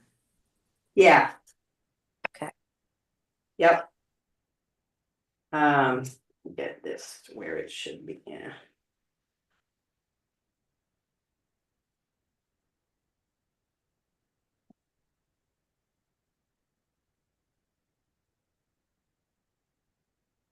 That's the better place for that.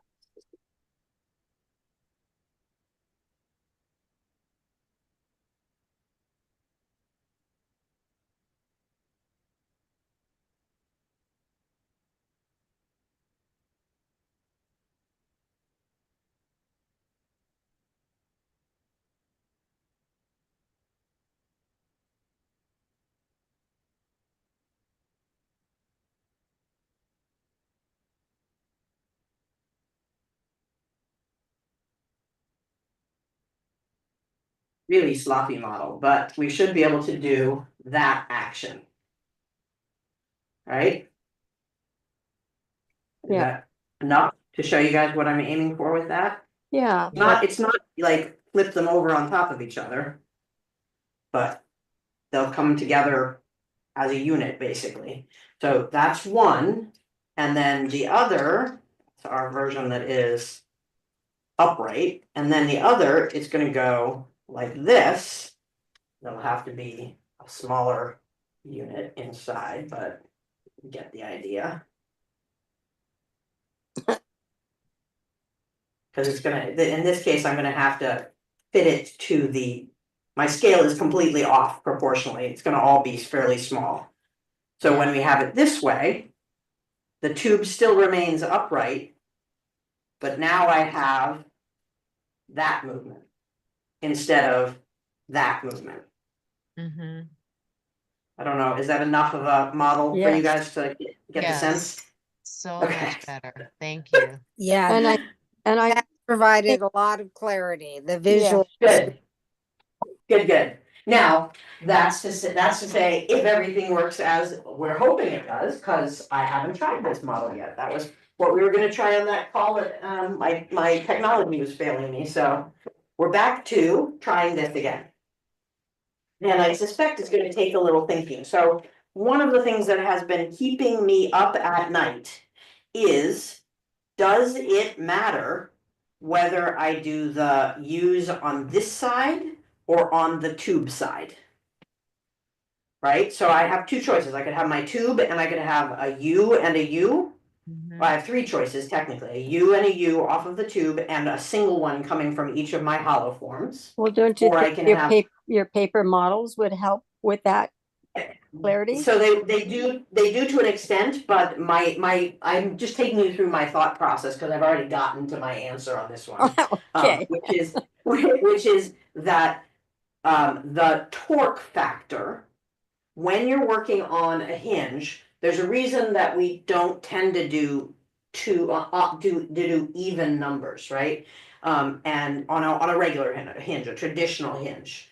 On a traditional hinge, you don't do odd, even, or I mean even numbers of hinge knuckles, because ultimately they will start to twist out of true. And if you have something locked on either end, then the unit works as a competent blocker of the ends of the hinge. There's this style of hinge does not have that equivalent. Could I make it? You betcha. I could do a 3-parter on this, but it's gonna limit me even further. I could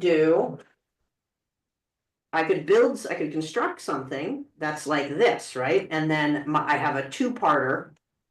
And I may, for some other project, it's that this is a little unwieldy for this. So I'd have a 2-part off of the other side. Or in this case, it would be off of my tube, which is another reason I don't really want to do 2, because it's going to suck to do those as it stands. So this would be a much more stable version of the Alex hinge, of the knuckle, of this kind of connector. However, it would also limit how much it's going to hinge in a certain way, because it really intentionally is locking it in.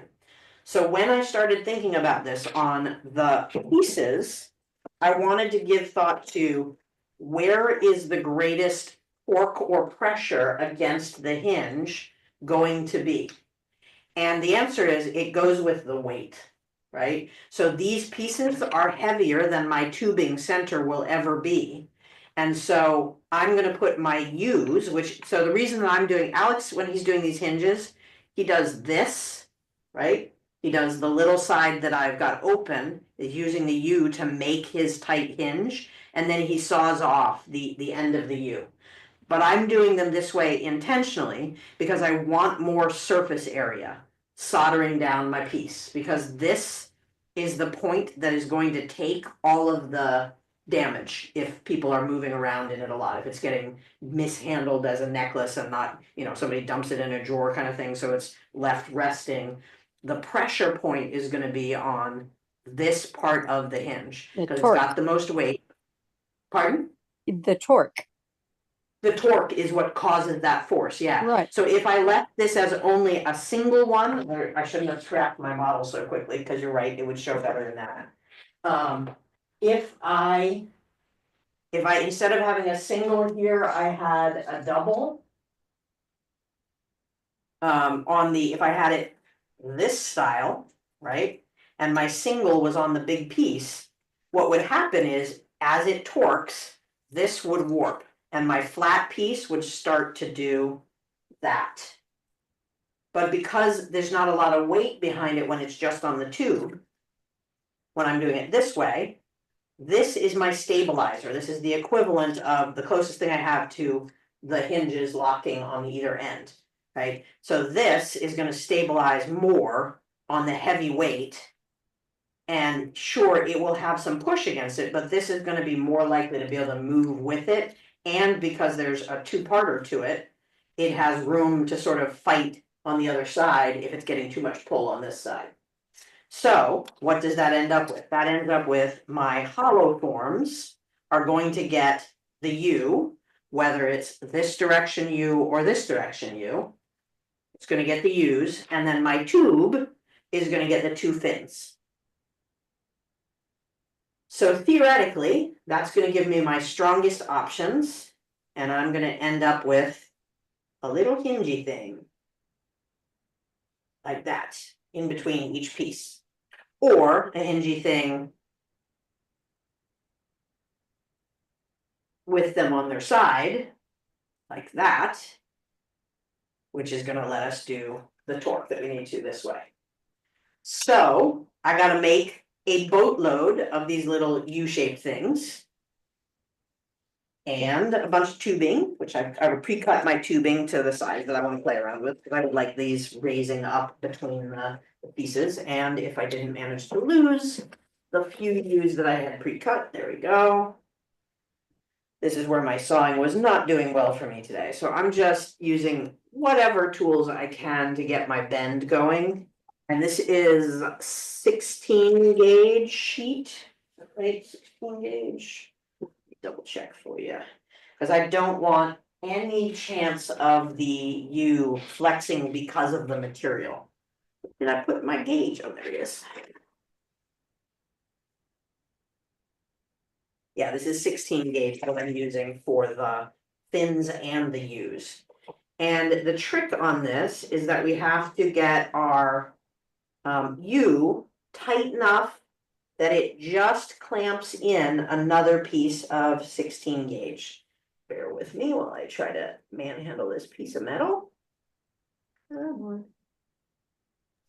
That it clamps So in a piece of 16 gauge sheet. it has to clamp a single sheet of 16 gauge in between its two tines, whatever they are when they're in this form.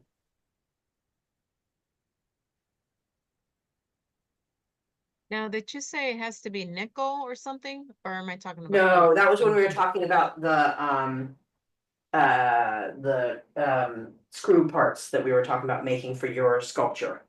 Okay, okay, I got a little confused there. Yeah. Because Where- you're moving, so And moving? the actual movement is moving, so it won't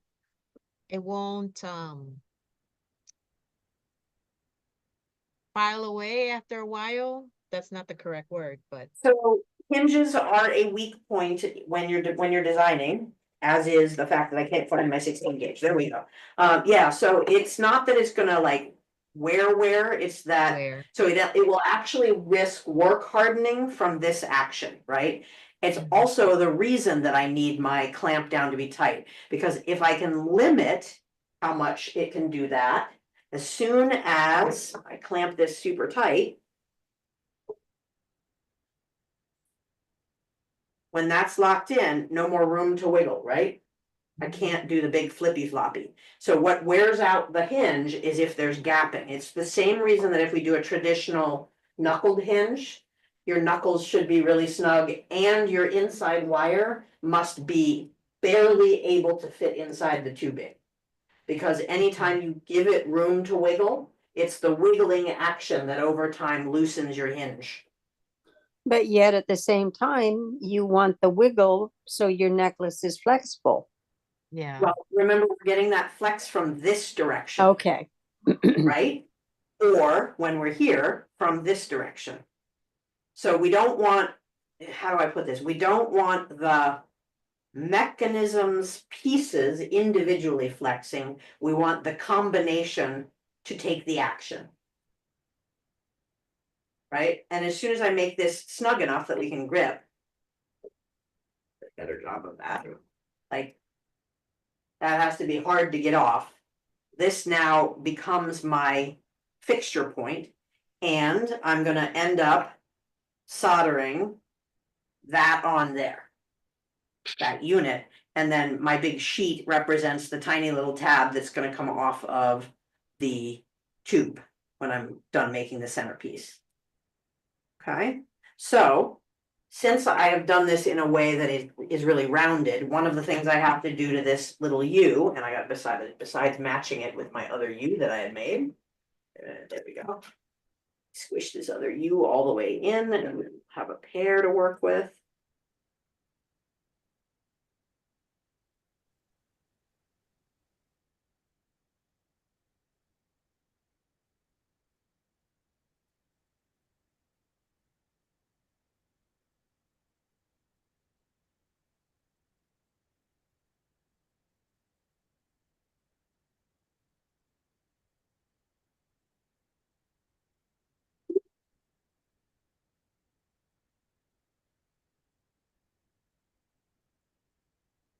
There we go. Oh, that's a super tight one. That's not coming off no matter what. All right, so now I have a pair of moderately matched U's. And the thing I need to do next is flatten the backs, because the way that they've viewed, I've got an actual curve. And my goal is to give myself maximum soldering surface area. Now, potentially I could leave them as these U's and then grind a curve in there. That would get me, that's another way to get me more surface area. But I am a little concerned about grinding that much in. So I think I'm gonna just flatten a little bit, which I am gonna use a handy dandy clamp for, because my fingers are having a hard time with this scale. Never mind. I was trying to think of something that you could put that over where you could pound, or not pound, but tap the back of that. Hang on, sorry, it went flying. That I could pound or tap the back Well, flat. I was thinking, put that 16 gauge sheet in a vise, put Yeah, the saddle over that and just tap it down onto that sheet. Wouldn't that make it so flat? 16, yeah, 16 gauge in this scale is not gonna square up terribly well, no matter what I do, because it's got so little wiggle room. And annealing it wouldn't help? I don't think so. I mean, maybe I could get in there with like um chasing and repoussé tool or something. Uh-huh. But honestly, it's part of the reason I chose such thick material is it gives me a little wiggle room to clean it up. And I don't have to do much flattening, you know, I'm not taking off the majority of the metal, I'm just getting enough surface area to be comfortable that I'll have good connection when I solder it. And I'm gonna use a pretty consequential blob of solder on this puppy to keep it solid. So all I'm doing is flattening down that top curve. Doing a lousy job of flattening down that top curve. Come on, stay level.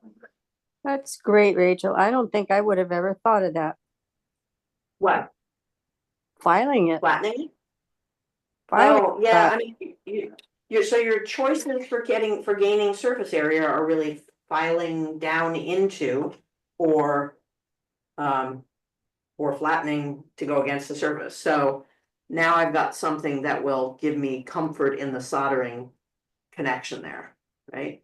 That's gonna stay, and I've got more touch down than when I just had the curve. Let me get the other one up to that.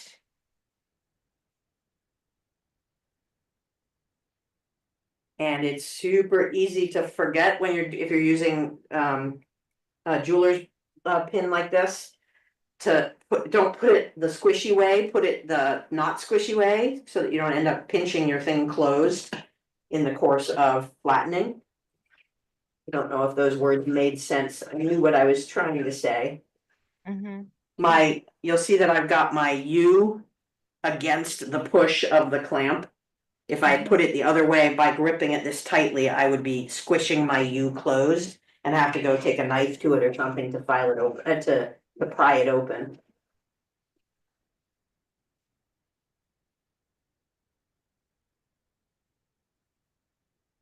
Okay, now, because maybe I do have random hollow forms. I don't really want to practice on these puppies. Let me go grab a couple of hollow forms that I've got lying around and see if we can do a test run.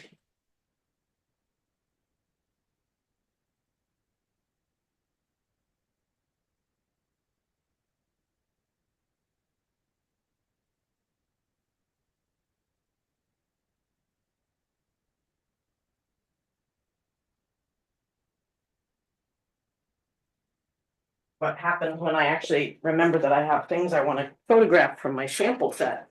I have to find samples. Okay, so what's my closest equivalent? I'm gonna do something like that, because that will give me some torque in it. So just marking these out for where I'm gonna attach these. And I want it to be a little bit back of the edge. I will go much more precisely and consistently from piece to piece. when I'm doing these for real. So I'm just gonna solder these babies in place, again, with a fair amount of solder. It is going to soften them, it's gonna anneal them. Which you have to sort of do a little work hardening again and jiggle them around once you get to that spot. And remember, you want holes in your hollow forms before you take this action. Lift your camera a little bit. Oh, actually, I probably need to zoom out. No, Is that better? Huh? No? I like Zoom zoomed in, in, but oh, you just mean like that? yeah, so you can see it. Okay. Let me actually straighten this puppy out. Got knocked into. Is that better? Is that dead on? Yeah. I feel like you're gonna lose all the stuff I'm doing up here if I don't zoom out a little bit more. Well, we stay there, then you can at least see where the torch is going. I'm gonna use medium. You could use easy on this process too. Oh, except that I also have to remember that I didn't turn on my torch yet today. So give me a second. And my torch is nearing its end of tank, so I'm hoping I have enough oomph to actually do this today. How do you know when it's at the end? So my gauges, I have a double gauge, one of which tells me the pressure in the tank. If you don't have double gauges, things to watch out for, well, either way, things to watch out for include if you're starting to get, like if it's an acetylene torch, if you're getting a lot more black coming out of the torch, a lot more of the smokiness, or if your torch flame is high and you swear that you are actually heating the piece at the level that you normally heat it, but it never seems to get hot enough. Those are some reasons that it's usually that you're down to the last of the acetylene in the tank. Mm-hmm. Can you also tell on the gauges themselves? Yep. Yeah, if you have a double gauge, if you only have a single gauge, then what you're seeing is just the pressure that it's on at. But if you have a double gauge, one of them tells you how much is left in the tank.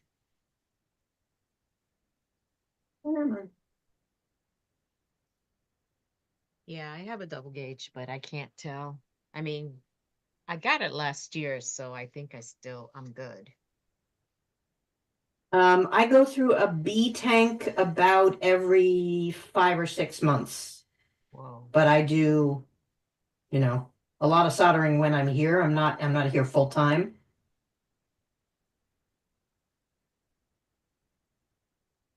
Carmen, how often do you drain your tank? I mean, turn it off at night, do you? Yeah, I turn it off every single time I use it before I go to bed. I Yeah. always Well, drain it. check Mhm. check the level when you just before you turn it off and drain it. Okay. That should tell you how much is left, how much gas is left, right, Rachel? Yeah, I mean, as soon as you turn it on, or as soon as you're ready to turn it off, either one will. It's always the pressure is always showing you there once it's pressurized. Once you've opened the gas tank, it Mm-hmm. shows on that second gauge how much is available. Okay. How much gas you have. Yep. Sorry, Once I turn it off or turn it on. I can try and show you on my tank once we're done with this, Mm-hmm. but I'll have to move my camera over to it.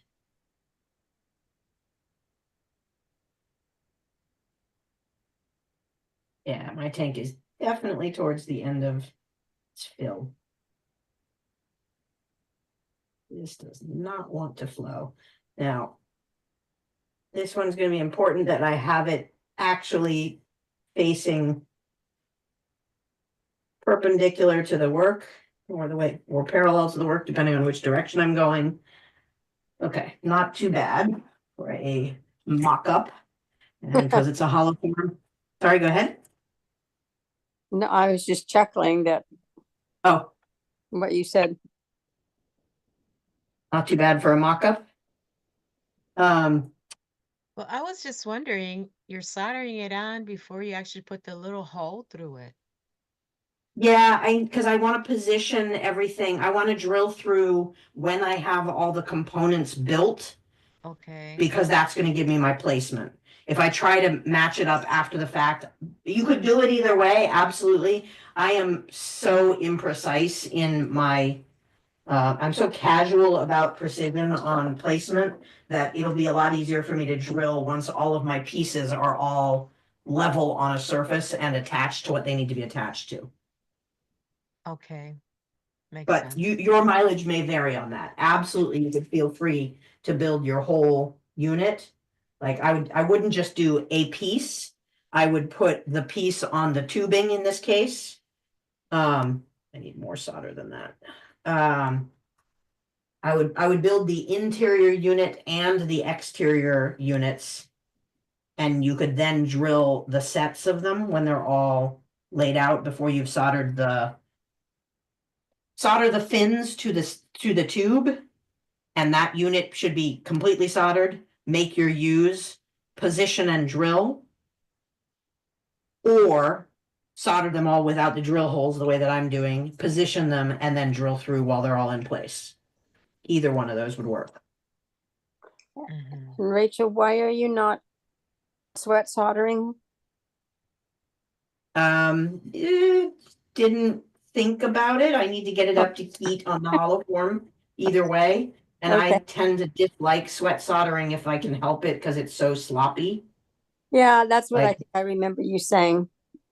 yeah, it's conducive to flooding and over soldering in my world. So Yeah. I try to do it as little as possible.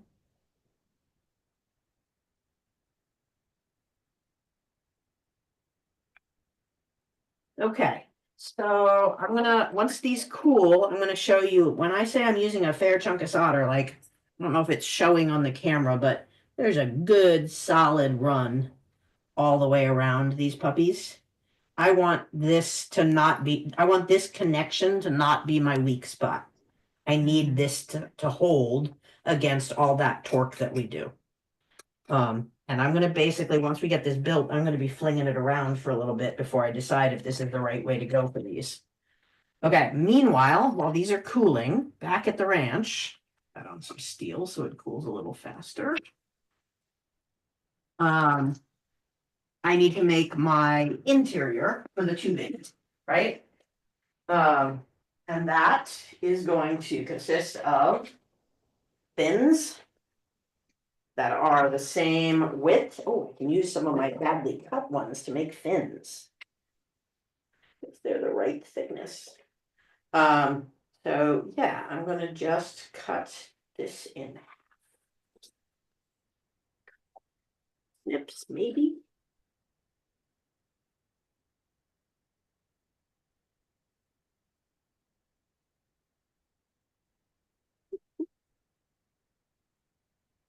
One.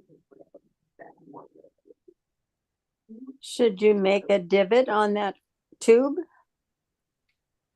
So the tube, absolutely, I'm gonna be putting a little file position to solder these Yeah. into. Because Yeah. again, maximizing your surface area of solder. So, you know, it's super easy to just solder something down like a T-joint. I'm gonna Yeah. do a drawing of this one. Hang on a sec. Let me draw this one because this is actually another important brought to me by John Cogswell lesson. Well, I About get, because that's what you do on your earrings too. Your post. Yeah. Yeah. So where's my pens? So when we have two pieces that we are connecting together and we're just doing them flush, right? What happens is our solder flows like this and fills in, right? So when you want to make sure that that doesn't happen, you can do a couple things. You can dig down in here, and then your solder will instead flow here, right? So it won't do so much of the bunching. or you can file an edge at the point that you're gonna be connecting. And then your solder will flow in here, filling in the little edge. Right? Those are both things that get us more surface area. Either way, we're gonna get a little bit under there if we do it right.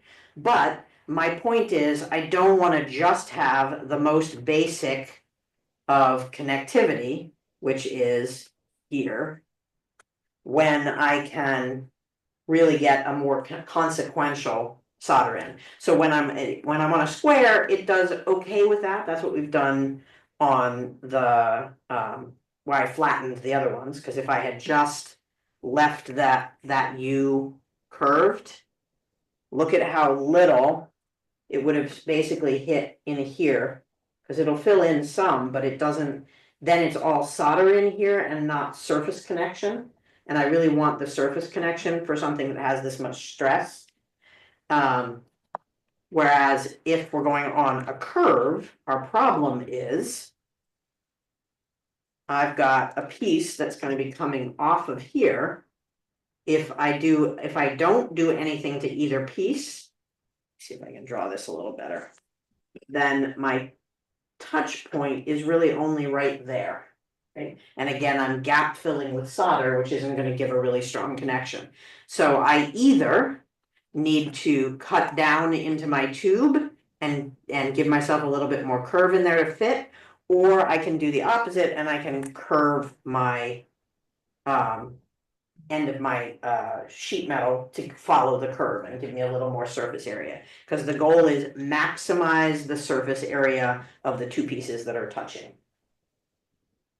So with that in mind, I am going to first flatten these little tabs that I'm mocking up, and then I'm going to put that curve into the tabs.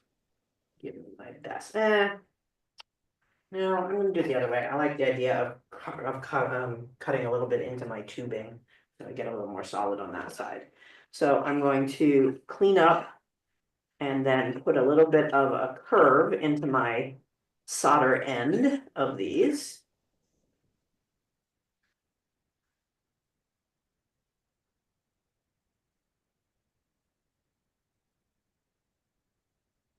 So I'm just sort of softening it into the curve that I'm going to be able to put in with a file into my tubing.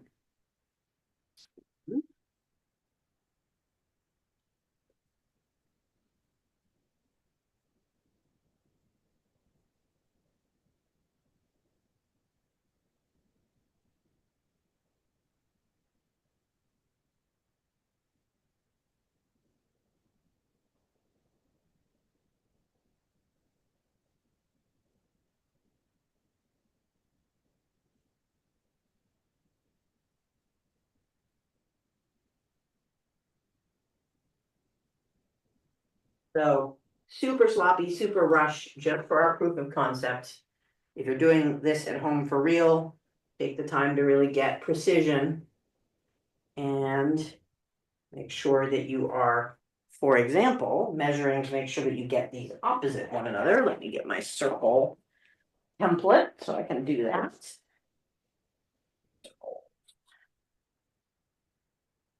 Because I would hate for my fins to be 176 degrees apart instead of 180. Unless I had a reason to do so.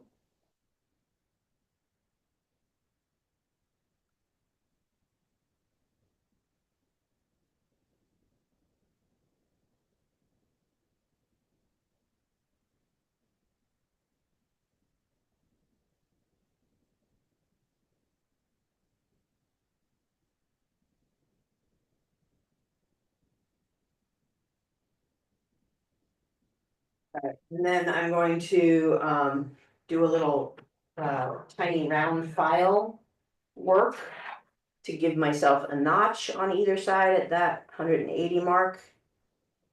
Just enough to give me more surface area. Come on.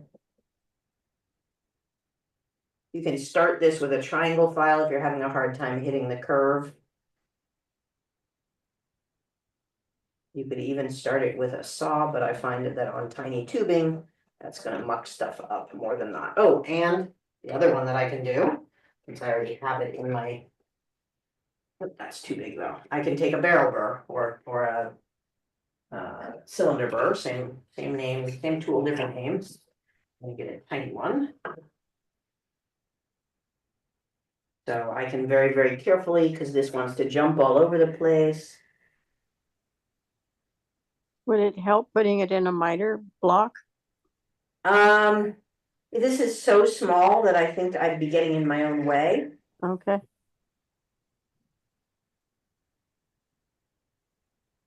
So you're just laying it across it. It's hard to see. Yeah, I'm sorry. So what I'm doing is Yeah. I'm resting it and running it up, down, just as Okay. far as I want for the little tab. Thank you. And then I do the other side.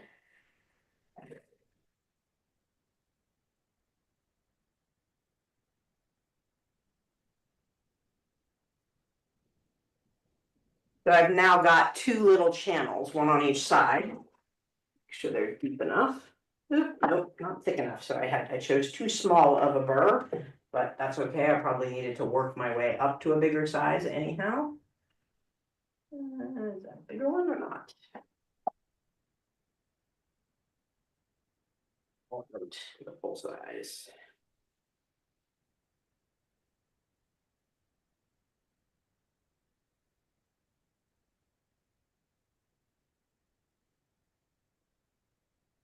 About these barrel burrs, they want to skip.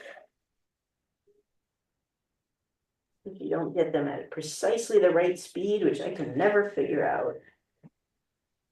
So what is this thickness of 16 gauge? 1.4, 1 point something?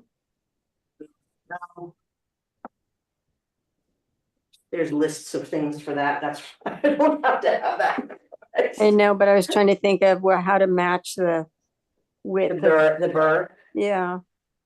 Well, I'm also not going all the way to the halfway point with the burr. So I'm just sort of eyeballing it to the width that I want.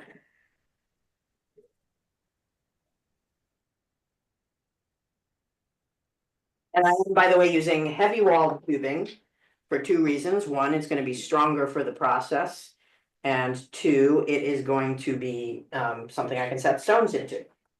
Let's go a little bit higher.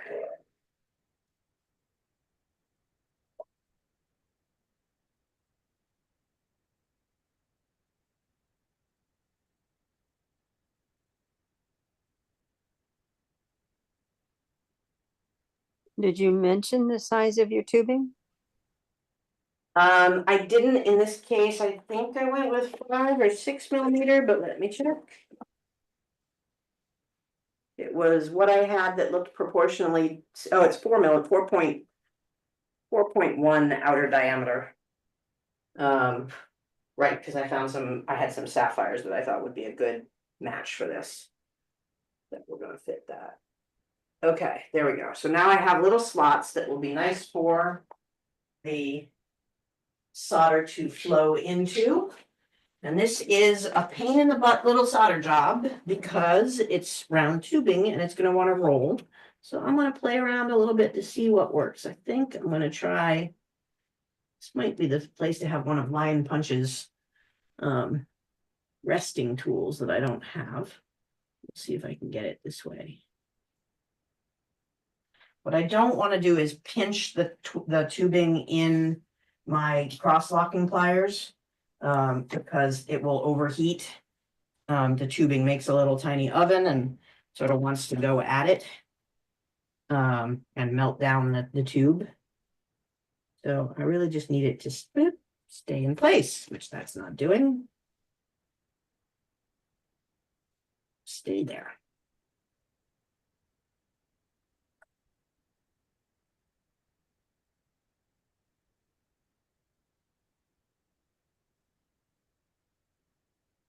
Again, pretty generous with the solder for this one.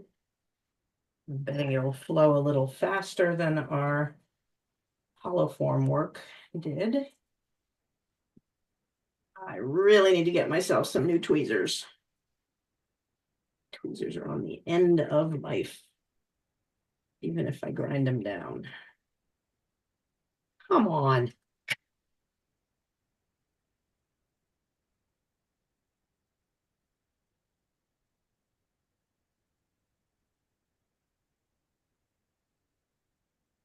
Fiddly bits. It's all about the fiddly bits.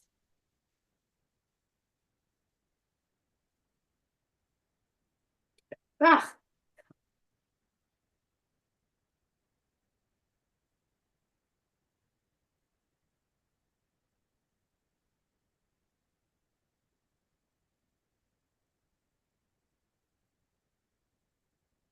And in this case, my tubing is a little thinner than my my peg.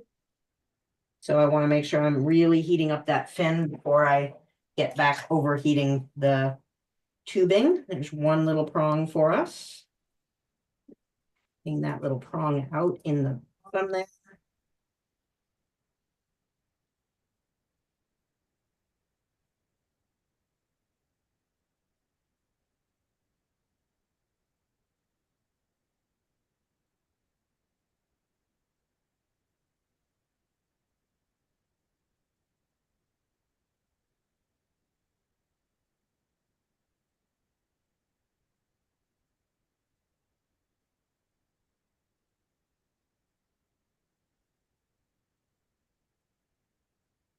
We'll see if we can get this second one on without the other one falling off.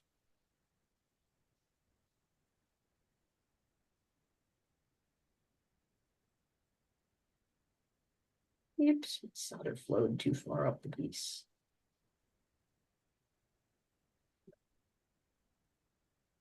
Wow, that is not really at 180 degrees, but we're going to work with it for our mock-up. No, we're not. I'm going to scooch that.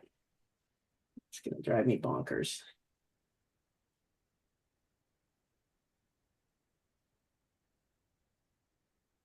This is why we measure twice, drill once.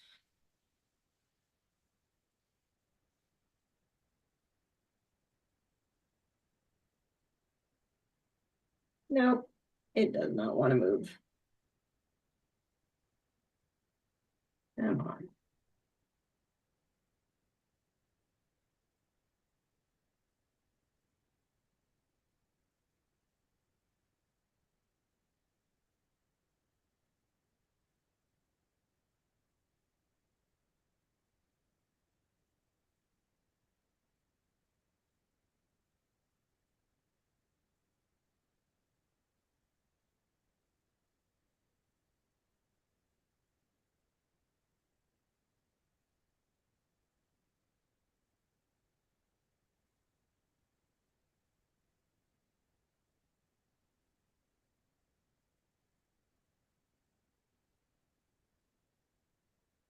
See if that's good enough for government work for our test.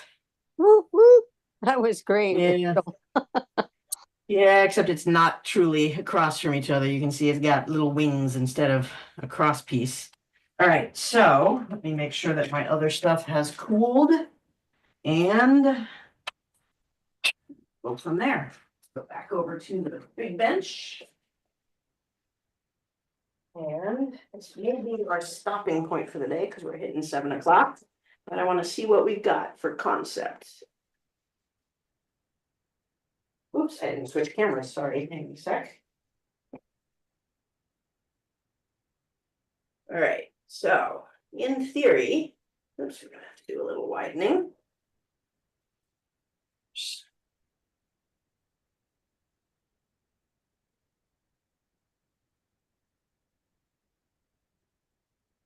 Part of it is remember to pickle before you actually try to fit your pieces like this. Because a lot of why these are not fitting well is because of the flux that's on it. All right, we have a draft proof of concept, Woo, woo, woo. right? Can we see it And closer? once it's, yeah, hang on a sec, let me zoom. Oop, too far. No. Lift it Sorry, up. guys. Yeah, Go. okay. So once we're pinned, this will have this kind of movement. Right? If we had done it, if we had done it this way, it would have, it would have this kind of movement. So we've got our up-down prototyped. I'm gonna actually leave it as just one so you guys can see it in action a little bit more.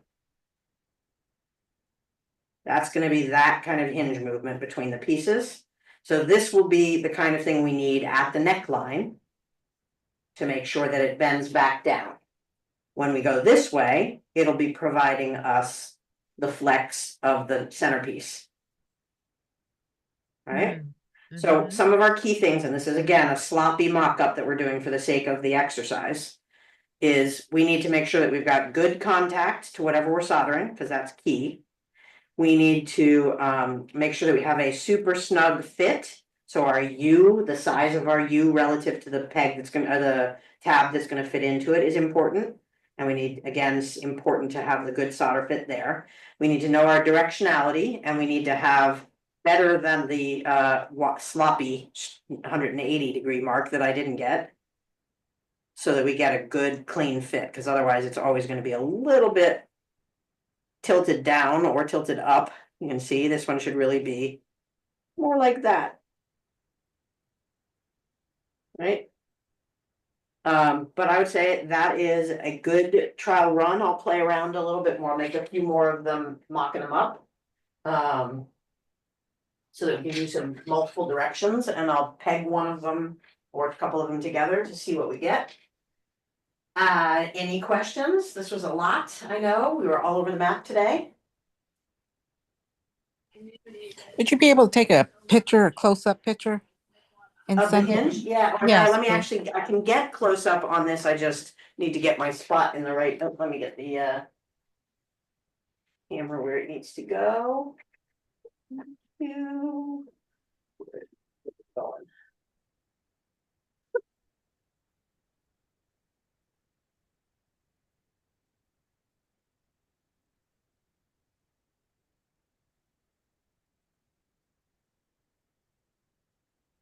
Is that, if I can get it in the right spot on my camera, this will be close enough. And Move it'll it to also your be, left. yeah, I just have to Oh. put it back together. That working for you? Yeah, yeah. I'll also pickle it and A little try more and take a to, photograph of both. Rachel, a little more to your, use your right hand and go to your right. There you go. A little bit more. Now down towards your foot.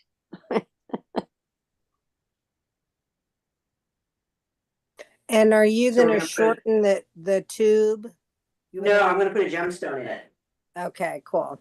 Yeah, I want them, I mean, I didn't do it proportional to these, but I want them peeking up a little bit over each of these. Each of the hollow forms when I do it with the real deal. So they're gonna go just a smidge above, and then that'll give me enough to set the stone down, so the stone is blinging a little bit up from the textural work. Right? So again, no different for the other direction, except that instead of having fins, they're gonna have flats. So the flats will be midway up the tubing when we do that version of them. And there will be plenty of these to be made if I decide that this is actually the way we're gonna connect them. So you'll get to see more of them being made as we make the connections in the hollow forms. Questions? That's cool. Yeah, that's That's really fabulous. cool. Well, let's all thank Alex Boyd for inspiring the idea. Again, when he does his, he's working on his earrings, and so they're a lot lighter. There's not as much concern about the torque. And he's doing just the connect the two of the U and then cut it off. And I can do a demo of that one, but it's even better if you can take the class with Alex, because he's awesome. But that's just one, like think about the other functions. Think about I'm already thinking about on some of my necklace pieces and so on, not just earrings, but how would I integrate this type of a clasp, I mean, this type of a hinge instead of a traditional tube hinge, because my work isn't visually, I don't like the idea of a tube interrupting a lot of my component-based designs on necklaces. It's not that I never use them, it's just I like them. I like them as the connections if it's multi-pieces this way. I don't like if I've got a pendant and a stone below it, for some reason I don't find it much appeal in my work to having a visible hinge line cutting across between them. Whereas this is a much subtler little way to get a hinge action. And it's also more definitively gonna stay going in the direction you want it to. But remember, all of the things that we've talked about, not just the hinges, but the clasp and everything, don't just think about them as what I have shown you, but think about them as your alphabet for technology. Meaning, like, Alex hasn't shown me how to do a multi-part hinge, but think about what it would mean to make a multi-part sheet hinge, right? And how much stability you get just by adding a 3 instead of a 2, instead of the U, right? Going to a W and having 2 slats between it. It gets harder to line it all up, but it also stabilizes everything. So if you're working big, like putting a big heavy pendant below something, use that concept and that this is to me, I'm gonna do a tiny bit of philosophizing and then I'm gonna let you go. We all go through stages in our practice. Hopefully we constantly are evolving our stages. One of the most critical stages is when you stop thinking about the project or specific technique you've learned as the thing and look at it as a part of a thing. And your brain starts to say, hey, I could do X if I just tweak this little thing. If you're a cook, you do it with recipes all the time, right? What happens if I use, sesame instead of peanut butter or whatever? I'm on a peanut butter kick today, apparently. I need some protein. But so start looking, if you aren't already doing this, start looking at your tools, at your functional ability. I look at your own work and say, hey, what's the next level of thing I can do with the concept in this design? And a lot of times, I'm going to bring it right back to a box of unfinished things. A lot of times, it's that magic aha that you're going to get past a design stuck or a technology stuck. It's going to be, oh, shit, I've done something like this. I did X, and it's just one step further than that, right? So we talked a lot about specific things, but I'm trying to teach you that they are not specific things. They're features, they're components of other larger things. And it'd be really cool for you guys to come back and say, hey, that gave me an idea to do blah, and we'll be able to see the genealogy of the process that got you there. Because that's when your learning is really gonna explode on the bench. So I have a question because I'm Sure. still making this concept whole, hopefully. So are you going to put a rivet through that hasn't been done yet? Okay. Where Yeah, I haven't. the flange goes into the saddle. Yeah, so I'm gonna, each piece that has, so my U and my sheet from the Right. from the center, that's gonna get drilled through on both sides. What people weren't connecting to when I was drawing it really was that it's a double hinge, right? It's not just, I didn't wanna just put one piece and another piece. I'm doing this thing in the middle, which gives it extra flexion. Right. Right, if I had only done a U on one side and a slot on the other side, I would have flexion. But I would also be putting the most strain on my heavy piece that only had the single flange. Right. Right? Okay. By putting this centerpiece, not only do I gain the decorative, the function, the form, but I also get a little bit more function because now I have more fluidity. Instead of just getting a fold, I get sort of a bridge, as Right. it were. Right. Center point. Okay. Just checking. Yeah. Thanks. Yeah, sure. Yeah, I mean, there's all kinds of variations we could do on this one. I've got a bunch of sketches for other designs that I want to work on using the idea of this hinge. Any other last questions or thoughts? Hopefully your brain is full of all kinds of fun things to start playing around with. Yes, Wendy? I just wanted to mention that Pocosin just opened up another one of his classes. It's a tapered Nice. ring class, so yeah, I Cool. enjoy. Yeah, I think that anything that he wants to teach you, you probably will want to learn. He's great. Yeah. And he's a sweetheart too. He's Yeah, teaching he's fun. out here in Seattle. He's got a couple classes in Portland. I think the Portland one is full. And he and his wife are based out of Colorado, so there's plenty of classes to take there. But he travels a lot for his classes, so. Yeah. Last thoughts, anyone? I'm trying to figure out how to do it now for my little sculpture. Oh, how to hinge your sculpture?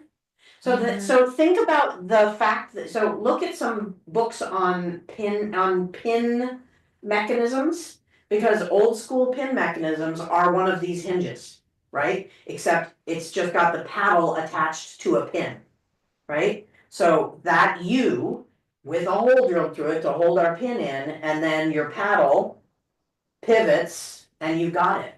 So it is in that form already. And somebody more enamored of the details could tell you what era that particular style was really used. But even if you buy mechanisms from Rio and so on, you'll see that in the heart of the mechanism that they use.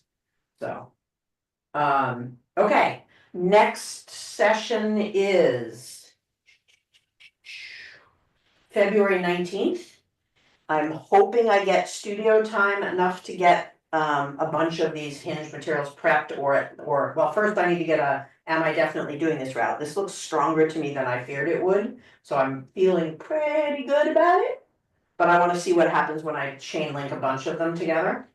And so we'll probably focus on the connectivity of those and more precision on a few hinges. So it may be a tedious day of lots and lots of hinge making. Or lots and lots of tiny fiddly soldering of things. And I'll try not to bore you by making you watch all 14 of these that I have to make or whatever it is. But we'll go from there. Thank you so much, Rachel. That was great. Sure. Yeah, and again, I posted the Myron Toback link. They're wonderful. Just know that their website and what they actually have for inventory don't always match, so if you ever get a chance to go and see them in New York, it's worth it. So I will have the video up probably in a week or so, and I'll see y'all in a month. Thanks, Rachel. Thank you so much. Take care. Be It well. was a lot Thank to learn you. today.